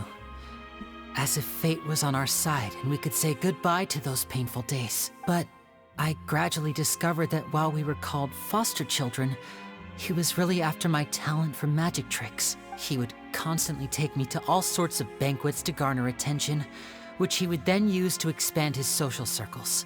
That doesn't seem too bad either. Better than roaming the streets at any rate. It took a while for me to realize just how dark his heart really was. After one particular performance at a banquet, I discovered that Lynette was not on the same return vehicle as me. I waited a long time after we returned home, but she did not come back. I went to that noble's bedroom and asked him about her whereabouts. The answer he gave me was, she caught the eye of the most eminent person at the banquet, so I sent her over as a gift. I mean, you'll be able to perform your magic regardless of who your assistant is, yes? Oh no. So he was gonna... But wouldn't Fontaine's laws deal with such people? As far as outsiders are concerned, this is a relationship akin to adoption or foster care, and they have their ways of escaping the eye of the law. So what happened after that? I managed to ferret out the location of the mansion of that so-called eminent person and hurried through the night. But by the time I leaped over the walls, avoided the guards, and all I saw was the moonlit ground covered in blood. And the knave, standing there in the darkness. So, she'd already taken care of that guy. That's right. She had rescued my sister before she could come to any harm, and had even discovered several girls hidden in a basement, all of them orphans. Father, the knave, might have seen something in me, and so she made me an offer. The House of the Hearth welcomes you, for your interests align with ours. Here, none will ever betray you. Indeed, betrayal shall never be permitted here. I was hesitant to trust her. I had just been betrayed by nobles, but she was also quick to destroy the noble who had taken us in at first, giving us back our freedom. Oh, so that's how the two of you joined the House of the Hearth. The knave is after the Gnosis, isn't she? She has her own plans. She has gained permission from the Tsaritsa to first use the Gnosis's power once she obtains it. She plans to use it to find a way to break the prophecy and save Fontaine. So, she believes in that prophecy too? That's right. The whole House of the Hearth is currently working to combat that crisis. Today's case has also proven that people from Fontaine can indeed dissolve into some sort of water, thus further supporting the prophecy. All of us house members here, Lady Arlecchino herself included, are from Fontaine. We won't give up on defending our homeland. To us orphans, the only connection we have left to this world, apart from our family, is our homeland. So, from small deeds like distributing magic pockets to huge schemes like stealing a Gnosis, everything is aimed at dealing with that prophecy. It's all right. I understand. The only thing I can do is relate all this to you. I just hope you can understand that even as a member of the House, I have never stopped making my own decisions, and that I believe what I'm doing is right. If you should need anything at all in the future, feel free to find me. I will do my best to help you, as plain Linny. Okay, bye. Literally, okay, bye. Turn around and walk away. Bye, Linny! What was that achievement? A twist of what? A detective in action. Yep. A twist of great magic.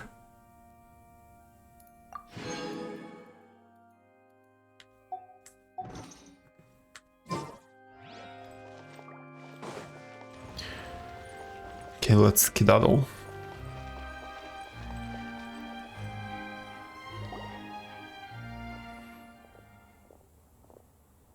Hey there. What was with the disappearing act you pulled right as the trial ended? Were you looking for us, Navian? Well, this whole thing isn't exactly over, is it? I do feel that we're getting closer to solving the serial disappearances case, though. Don't you think so, too? I'm sorry, Navia. Huh? What's wrong, my dear partner? Yeah, I'm curious myself. I was really only trying to defend Lini. I wasn't necessarily looking into serial disappearance case. Besides, are you sure we're the ones who can crack a case that's been cold for decades now?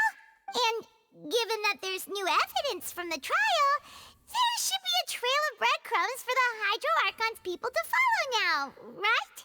Ah, I see. Well, I won't lie. I'm a little shocked to hear that from you. But I suppose you are just travelers who have only arrived in Fontaine after all. Sorry. I might have been too presumptuous. Don't say that, Navia. Ah, and we were having so much fun investigating with you, too. It was like having new waters flowing into a stagnant mire, causing new hope to spring forth, and the reflection in the murk to become clearer. Well, sorry about that. I'm a bit prone to nostalgia. Don't mind me. Wait, shall we have a farewell meal? You know, to commemorate our time as partners? Okay, we won't say no to that. Huh? Do we really need to get that formal? Well, guess you would... Well, I'd just like to have a proper ending to every important memory. That way there are no regrets later. Anyway, it would just be a meal, so it shouldn't take up too much of your time. Let's go have that meal then. You don't have to twist Paimon's arm. If Boss Navia's treating, count Paimon in! Oh, wonderful. In that case, why don't we return to the court of Fontaine and head to the Hotel de Boer? I believe we'll make it just in time for dinner. All right then, let's have our farewell meal. Alrighty.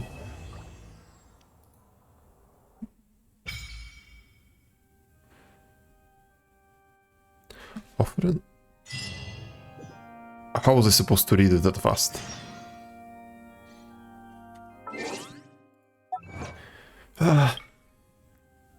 Yeah.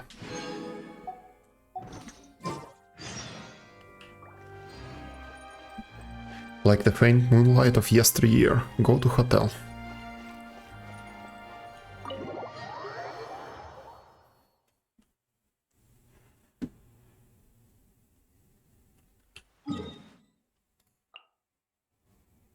All right.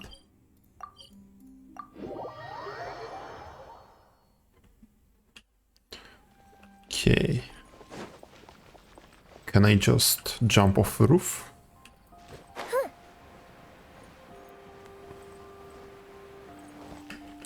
Yeah, boy. Look, a waypoint.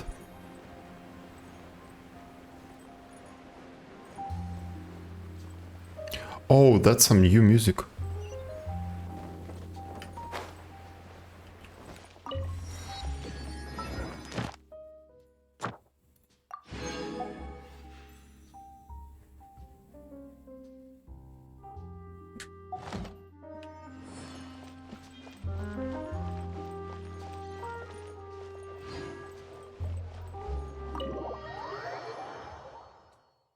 It's been time. I came here several times with my father when I was little, but stopped eating here as often after growing up. I hope the food here will be to your taste. Oh, don't worry. We haven't eaten at a hotel like this in a while. In that case, I'll go order for us first. Please wait. Ooh, everything looks so good. People in Fontaine sure know how to enjoy life. Okay, in the onion soup. Why, of course. Go ahead, try whatever you like. If the food's good, I'll make a group reservation for the rest of Spina di Rosula next time. And if it's not? Well, then I'll still bring everyone. Albeit with only one dish per table. You, sure have your own way of doing things. Garlic baguette. Oh, we called this a farewell meal, but we could also treat it like a victory feast, right? We did just win that case after all. It's certainly worth celebrating. It was a pleasure working with you. Oh, true. Very true. In that case, boss, we'll have another 2 dishes. Huh? Paimon didn't mean that you had to order even more food. Speaking of cases, do you think that the mastermind behind the serial disappearances will get caught soon now that this has all happened? Well, we've certainly taken a big step forward, but I feel that's about it. We know that there's an organization that means to dissolve these young women, but we still don't know what they are really after. If it hadn't happened right in front of us, Paimon wouldn't have ever believed that a person could be dissolved like that. Right? Yet it was because this was such a preposterous notion that the investigation could never really move forward before. Ugh. If only that guy could have finished speaking! In such investigations, even the smallest step can seem like a yawning chasm if the trail of clues is cut off. To be honest, I don't have high hopes for any follow-up that the authorities might conduct. It's not that I don't have faith in their ability. It's just that a different perspective is required in some matters. It's easy to guard against and deceive a single narrow perspective. A shift in thinking is required at such times in order to produce a breakthrough, which is exactly why the Spina di Rosula exists. Those highfalutin folk are not all-knowing. That's why we exist. To seep into the cracks where filth falls through, where their watch fails them. That's the kind of problems we solve. Seems Paimon thought things were simpler than they actually are. It's all right. Well, this was supposed to be a farewell meal, so I doubt you have further interest in this business, right? Let's talk about something else. Like, what are your future plans? We wanted to ask the Hydra Archon for some information, but we haven't had much opportunity to do so. That's true. We didn't have a chance to speak to her after the trial ended. It didn't really seem like the right time or place to do it anyway. I see.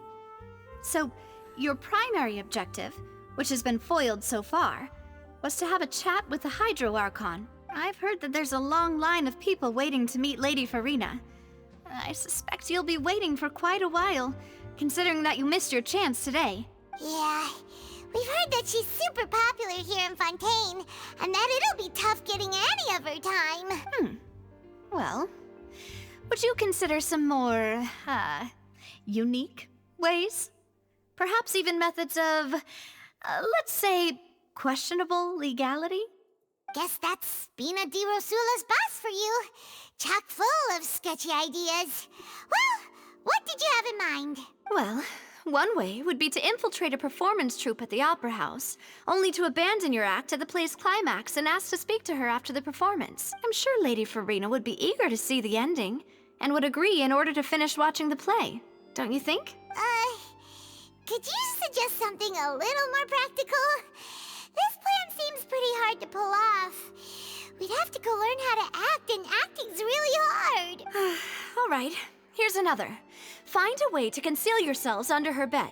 Then wake her up in the dead of night and demand answers.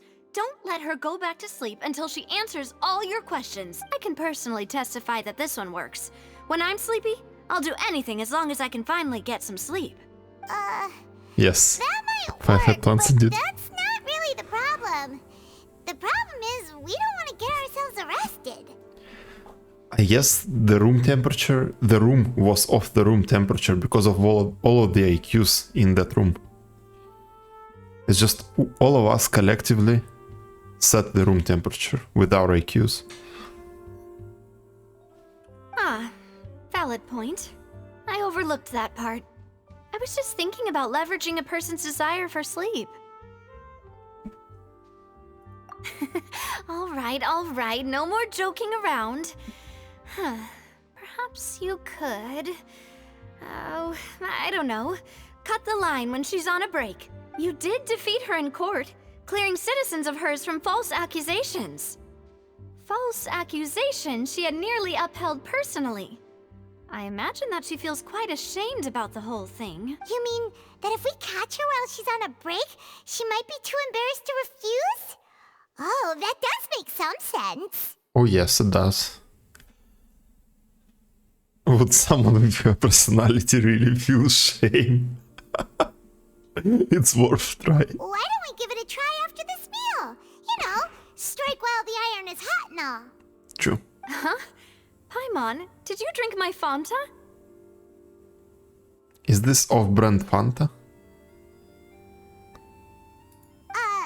Was this your drink? Fuck, someone is stealing from us again. Sorry about that. Paimon wasn't really paying attention and the cup... No, it's fine. We're just about done here. Okay. Alright. Honestly, Paimon wouldn't recommend Fonta anyway. It tastes kind of salty and icky.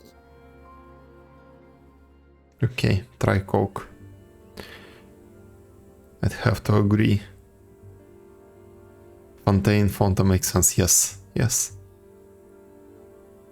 My drink also tasted that way too. Oh, I do not like that. Is that so? Huh. Well, in that case, we'll have to blacklist the Fonta here then. Funny tasting drinks. Mm-hmm. If we're all finished eating, then I'll go pay. Yeah, we're stuffed. Thanks for the treat, Navia.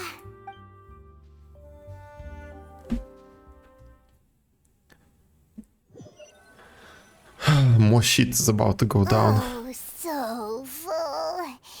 Paimon can barely float anymore. You could try walking, you know. Try floating a little lower. Okay, you can try walking. That would be so... normal. You know, like you. Yeah, we are totally normal. Okay. As for expenses this month, we're left with... Hey, Navia! What are you doing over there? Oh, nothing, nothing. It was just a meal, you know? Nothing the Spina di Rosula can't cover. I see. A little bit of Mona, I see. Seems that was pretty tough for her. That was a pretty pricey meal, thanks to Paimon. Let's get ready to try to meet the Hydro Archon again. So this is goodbye, huh? Well, if you do encounter any other trouble in Fontaine, you're always welcome to contact the Spina di Rosula. I'll give your requests the highest priority. In any case, I wish you smooth sailing. I'll see you again, partner. See ya!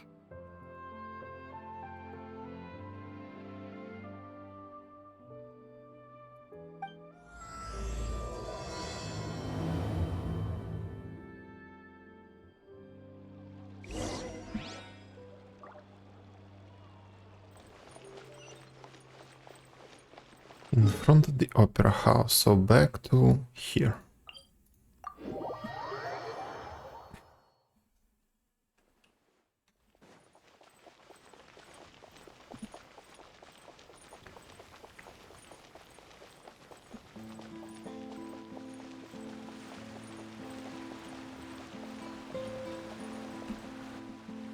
There aren't many people around anymore.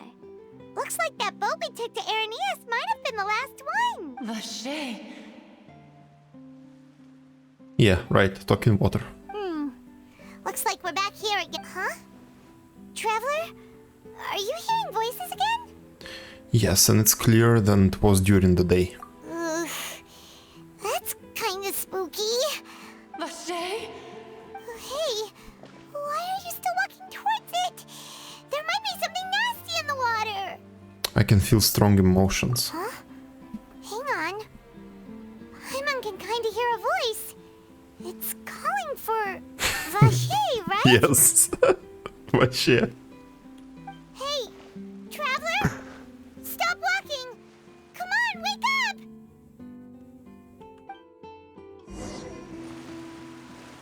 Now we are going to get arrested for swimming in the fountain.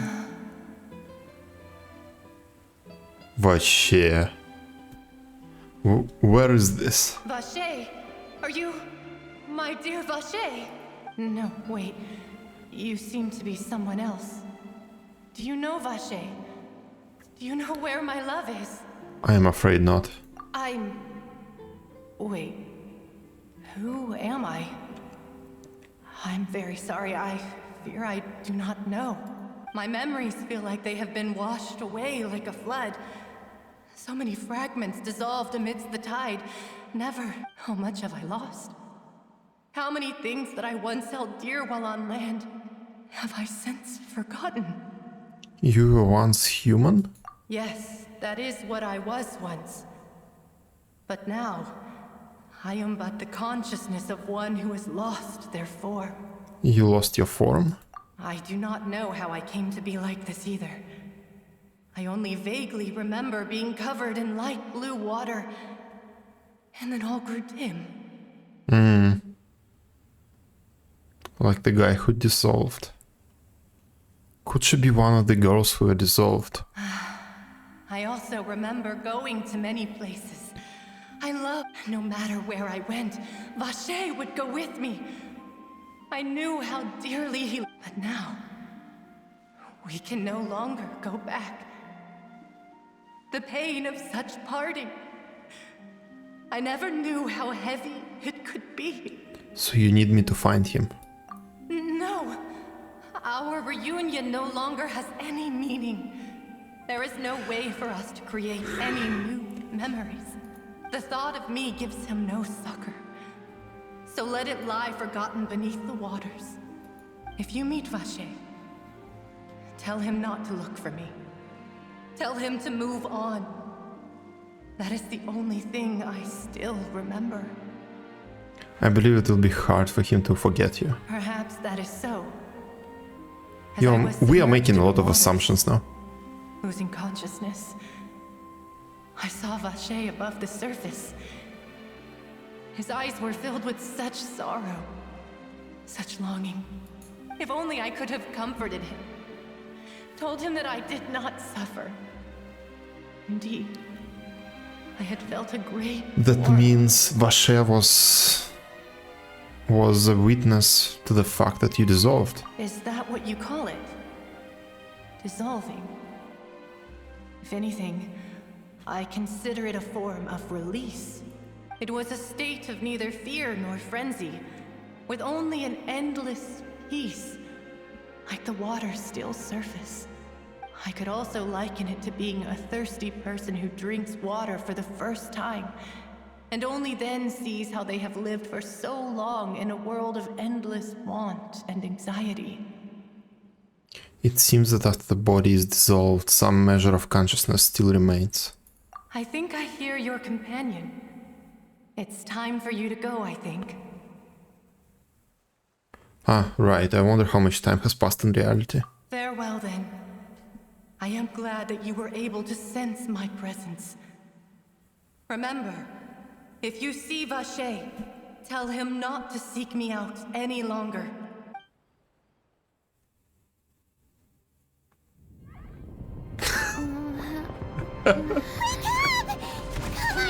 What the fuck is going on?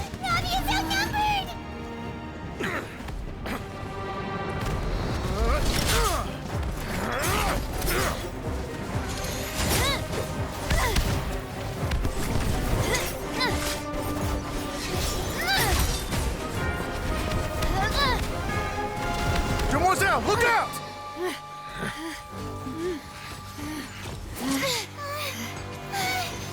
Dear God, it's a whole army of Gardamex. Why are they attacking us? Okay, we'll figure it out soon. Ooh. Chlorand? I guess she's the boss. No.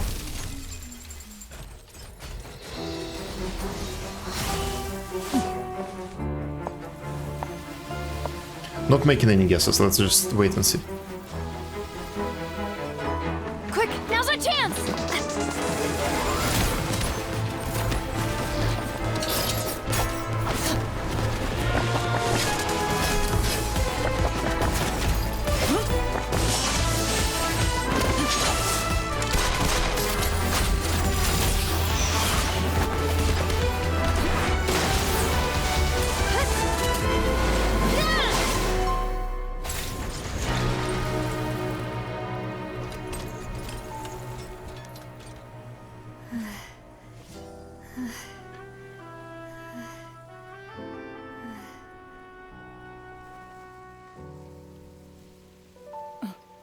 I can see their banners appreciating in value. I should thank you for lending us your sword there, Chlorand. But before I do so, could you explain how you managed to show up here? Although she's going to be a 4-star, I'm pretty sure. I followed you. And I think it she as seems to me well. that danger has followed you more closely as of late. I believe that following someone without their knowledge is actually called stalking, is it not?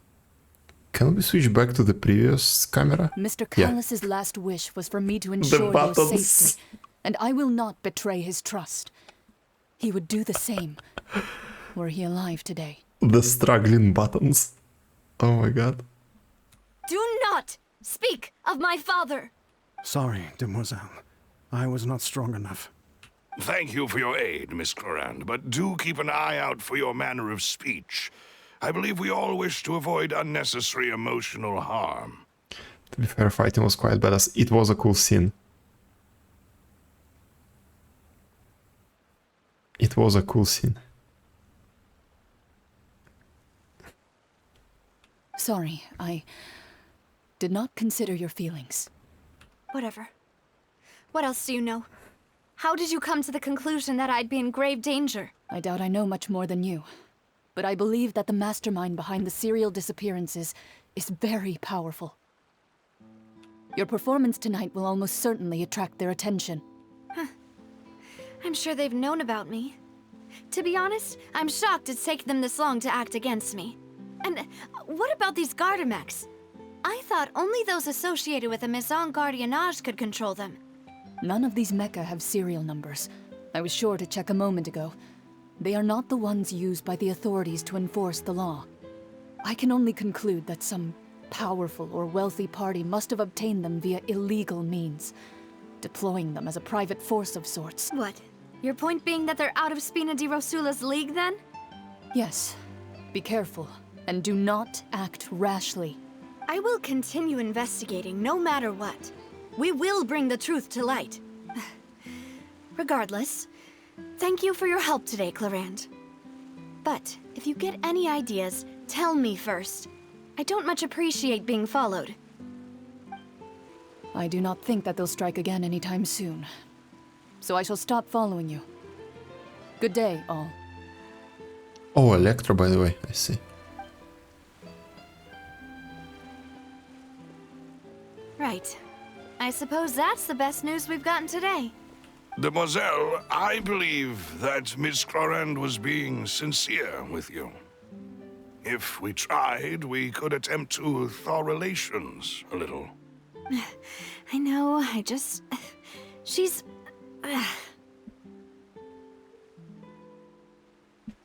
What just happened? Oh, thank goodness! Paimon thought we were done for! Those Gardamex came out of nowhere while you were unconscious, and Nadia and her gang saved us! Oh, and there was that champion duelist named Clorand who came out to save us too! We got lucky there. Paimon probably couldn't have fought them off otherwise. Oh, so you're a fighter now, Paimon? Oh, come now. Forget all that polite talk. That wasn't really a farewell meal we had back there. Not for me, anyway. In truth, I hope that every meal we have together shall be a victory feast. As such, we're still partners. There's no need to thank me. It will take 50 years for me to match Demoiselle's magnanimity.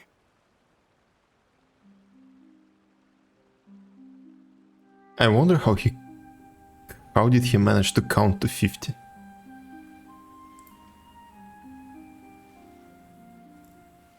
By the way, his glasses, they don't have the, what do you call those parts that go behind your ear? If it were me, I would have joined the Spina di Rosula on account of her goodwill long ago. Actually, Navia, how did you know that we were in danger? You sure did show up in the nick of time. Well, to be honest, you're the one who tipped us off, Paimon. Huh? Really? Paimon contributed somehow? Ooh, Paimon's even more amazing than she thought! Yes, all thanks to you grabbing my drink by mistake.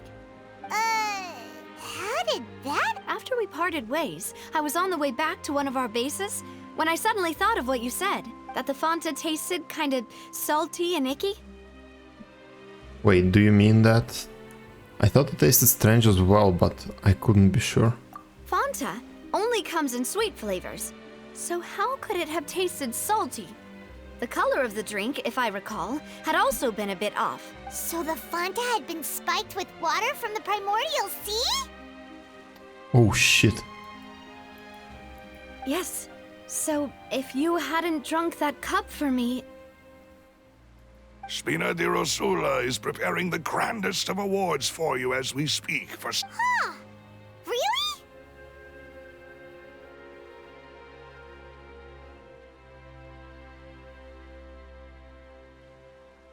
I just pince nez. I don't speak those words. Fortunately, Paimon, neither of us are from Fontaine. I sent people to Hotel de Boer to investigate, but whoever did this left no trace at all. Pince nez. But those black glasses, they look like they should have.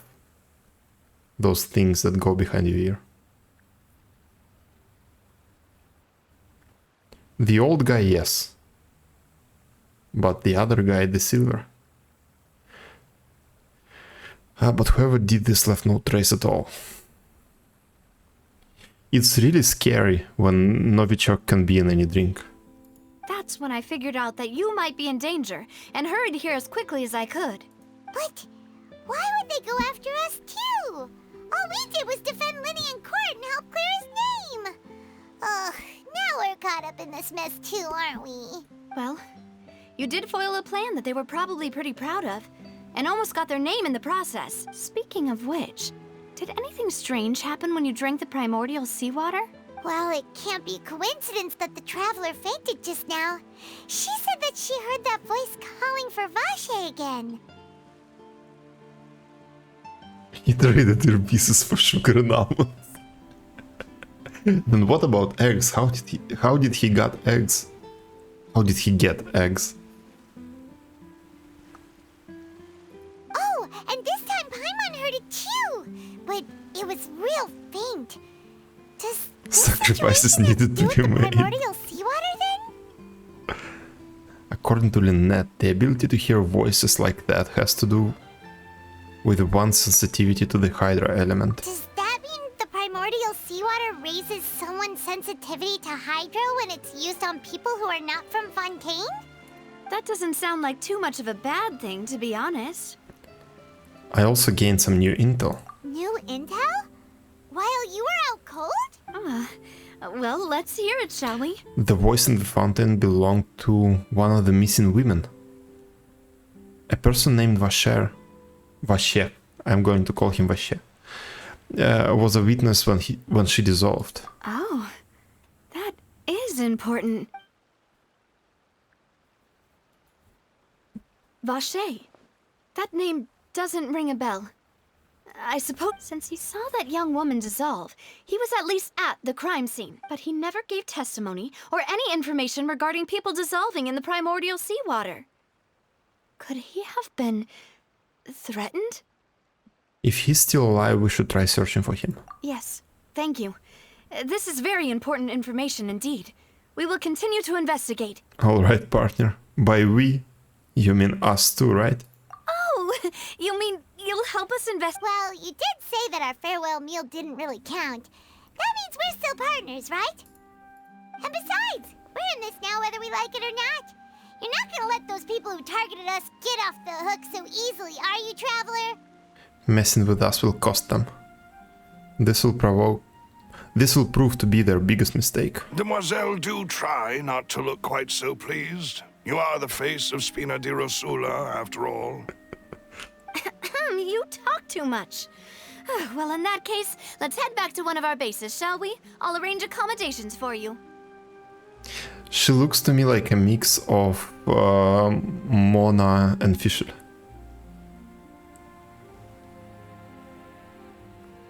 In terms of her character.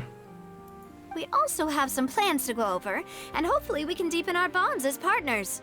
But we'll take that one step at a time, I guess. Don't worry, you two. With us around, our base is definitely secure. What's with his eyebrows?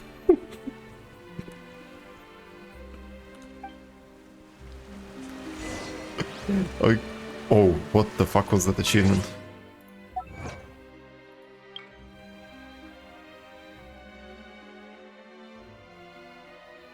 He's just blinking.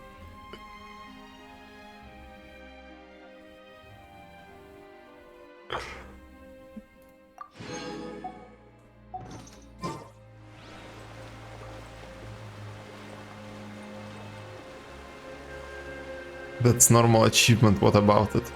Yeah, normal achievement, 5 primogems. Yeah, I agree with you totally. Like average. Oh, hello. Where is it? Okay, so I want to finish right now.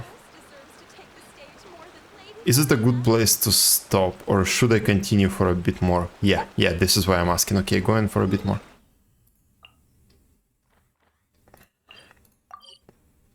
Let's start from here. A better place to glide.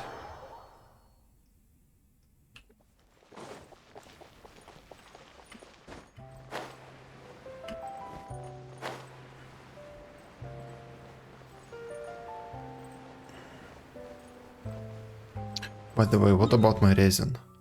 Oh shit, that's a lot of resin. Okay.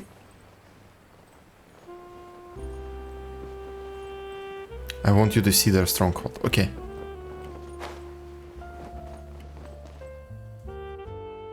It's right up ahead, but let's make sure we weren't followed first. I've been keeping watch, demoiselle. I haven't spotted anyone suspicious thus far. Huh, very good. But let's not let our guard down for... I shall find rooms for our respected guest. Thank you, Malus. Now, let...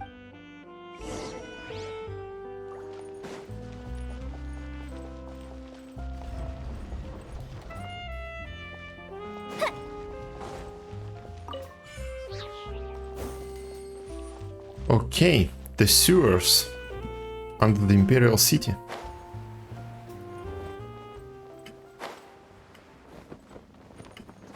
It's like I'm playing Oblivion again.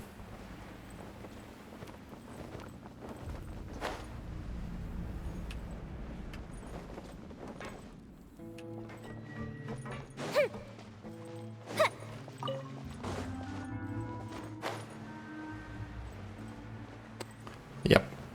I think I saw the what do you call it? The sewers in the trailer, so.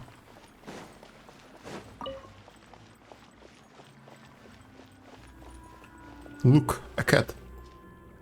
Yes, a cat. Calm down.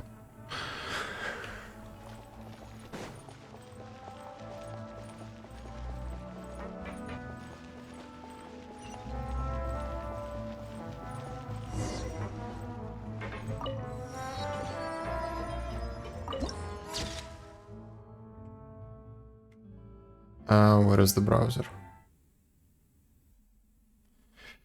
There it is. So it's supposed to be Fontaine, but how do I go below a layer? Oh, there it is, I think. Yes, there it is. Aha, this is where it is. Okay, this is how I can switch it. Ground, below, okay. Makes sense.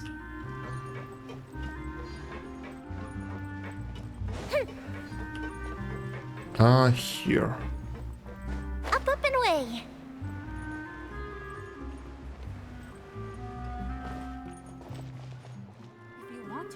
Literally Thieves Guild.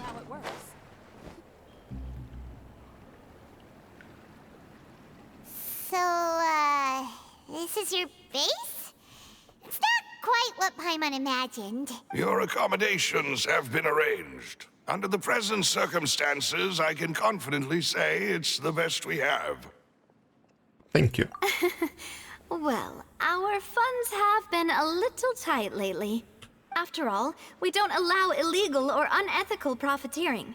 In fact, our funds often come from citizenry who support us. Seems like it's tough times for everyone. But if you have the support of the people, that does sound like it's worth it. To be honest, our financial situation was a lot better back when my father was in charge a few years ago.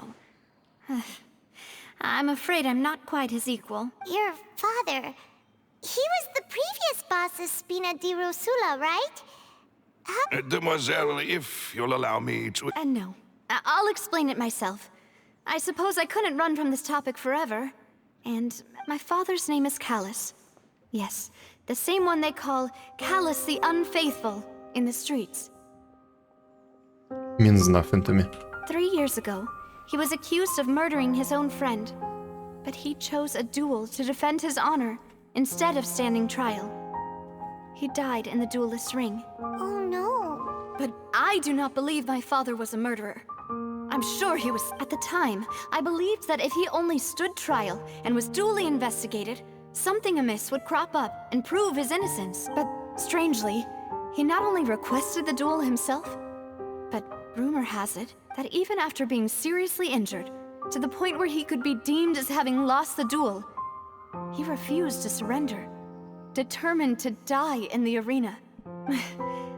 3 years later, I still don't understand why he did that.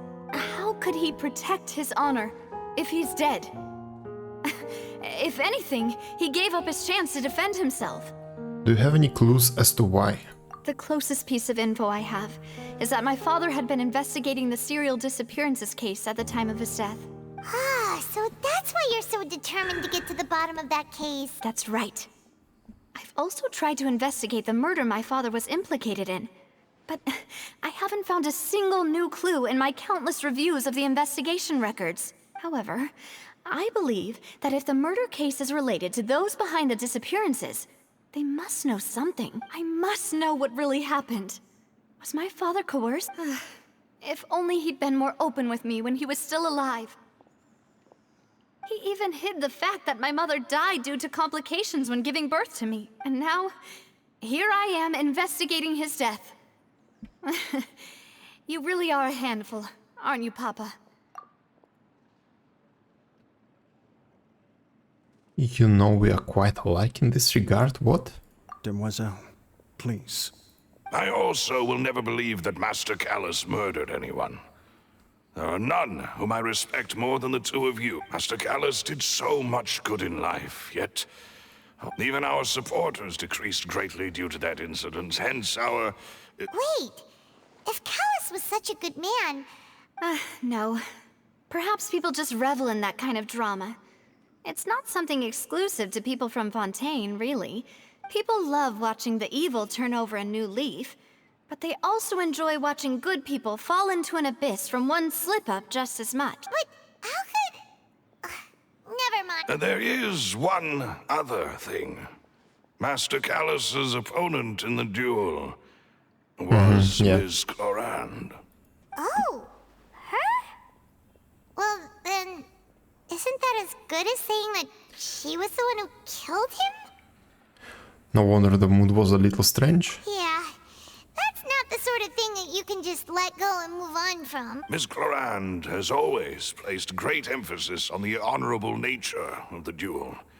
If her opponent doesn't yield, she will not stop either. She knew Master Callus beforehand and greatly respected him, but seeing how there was only ever one choice. It's not that I don't understand her at all, but I... Don't worry, Navia. Paimon knows how... Afterward, Ms. Clorand told us that at the start of the duel, Master Callus requested that she ensure Demoiselle Navia's safety. Then that indicates that he intended to die in the duel. Yes, that is our... Oh, Papa. What? All right. Anyway, that's the information I wanted to share with you. Even if it did sound like I was just complaining towards the end. It's alright, I understand how important this is to you. Thanks. You two... Yeah! Please, relax and get some sleep. Alright. That's it. Let's go kill the boss. You will sometime encounter teleport waypoints and the main entrances. Entrance map pins. Bearing such sub-icons. Yeah, I saw that already. Yep.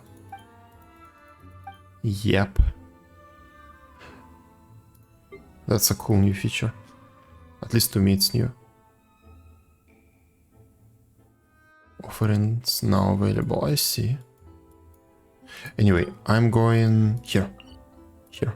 Here. Did I kill every single boss? Weekly boss? Let me double check. Dead. Dead. Dead. Dead. Dead. I do not remember fighting you.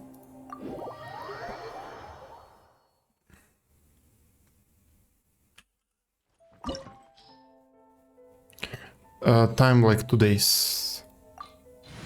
I checked it before the stream.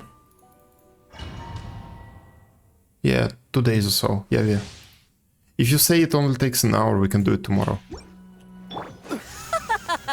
You're trembling. Is it the cold or just cowardice? Solidify!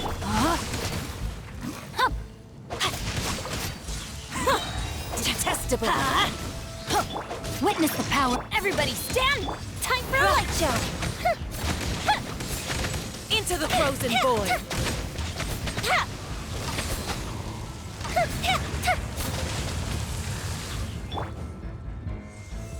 Gather!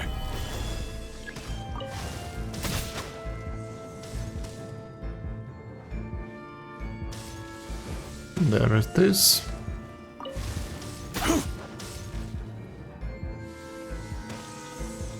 There is another one.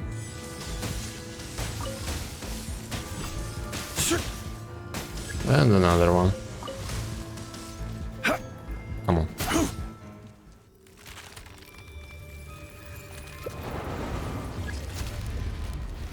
Solidify! No, my sword! Rain outlines your fate. I will have order!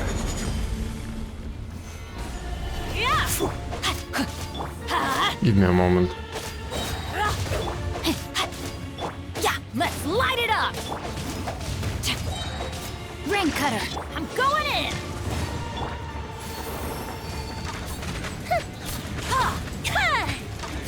Embrace the searing reckoning. Not every wound will heal.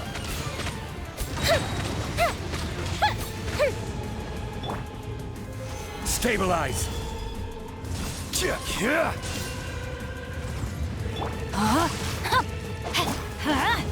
Fire hazard!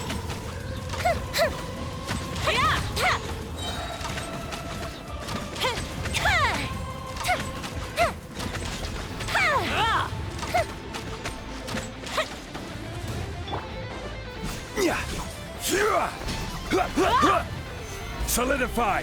Rain outlines your fate. Let's light it up! Not every wound will heal.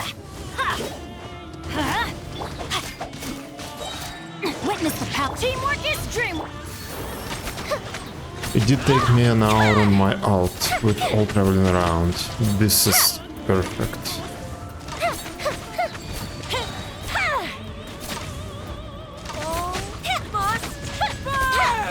Yeah. Stabilize!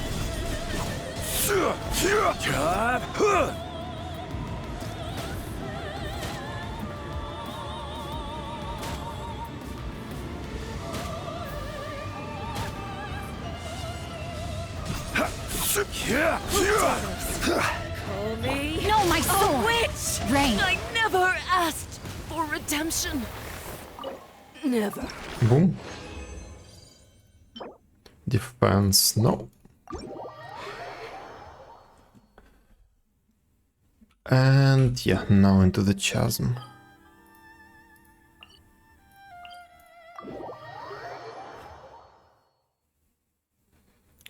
Four-hour stream, haven't done that in a while.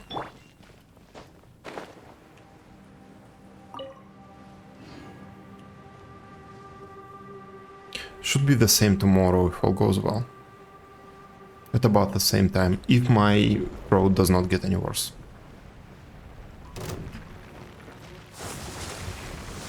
Solidify!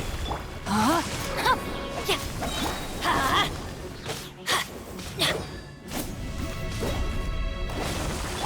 for a light show.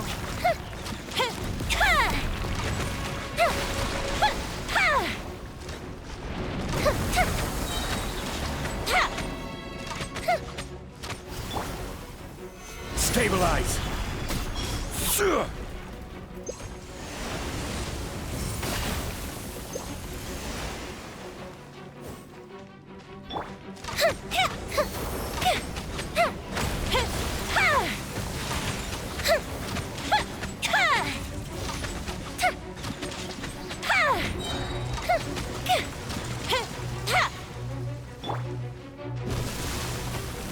Gather!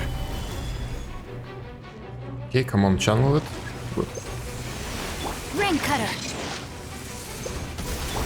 Everybody stand! The fuse is lit!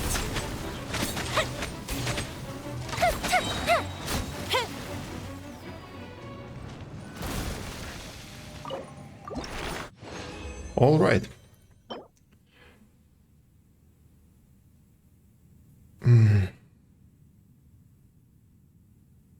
Okay, sure.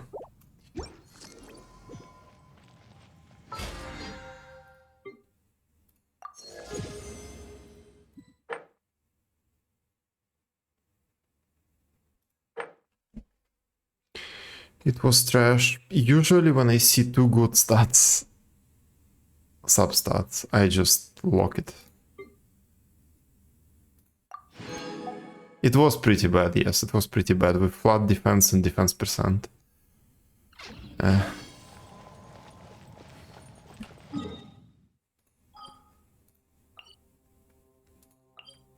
But then it had attack and energy recharge, I don't know.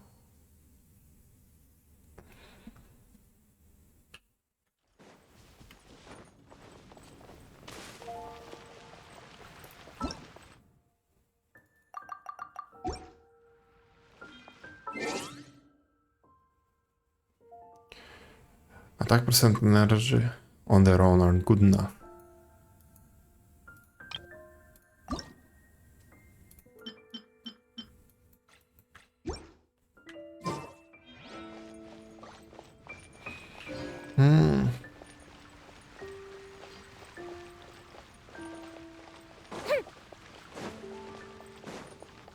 Come take a look.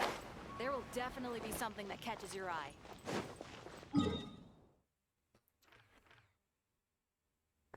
Forge, reputation rewards. Okay, I think I'll leave it at that for today. I will be back tomorrow at about the same time, like it was around 7 my time, I think. Yes, so I'll try to be on at the same time tomorrow. That's it. See you next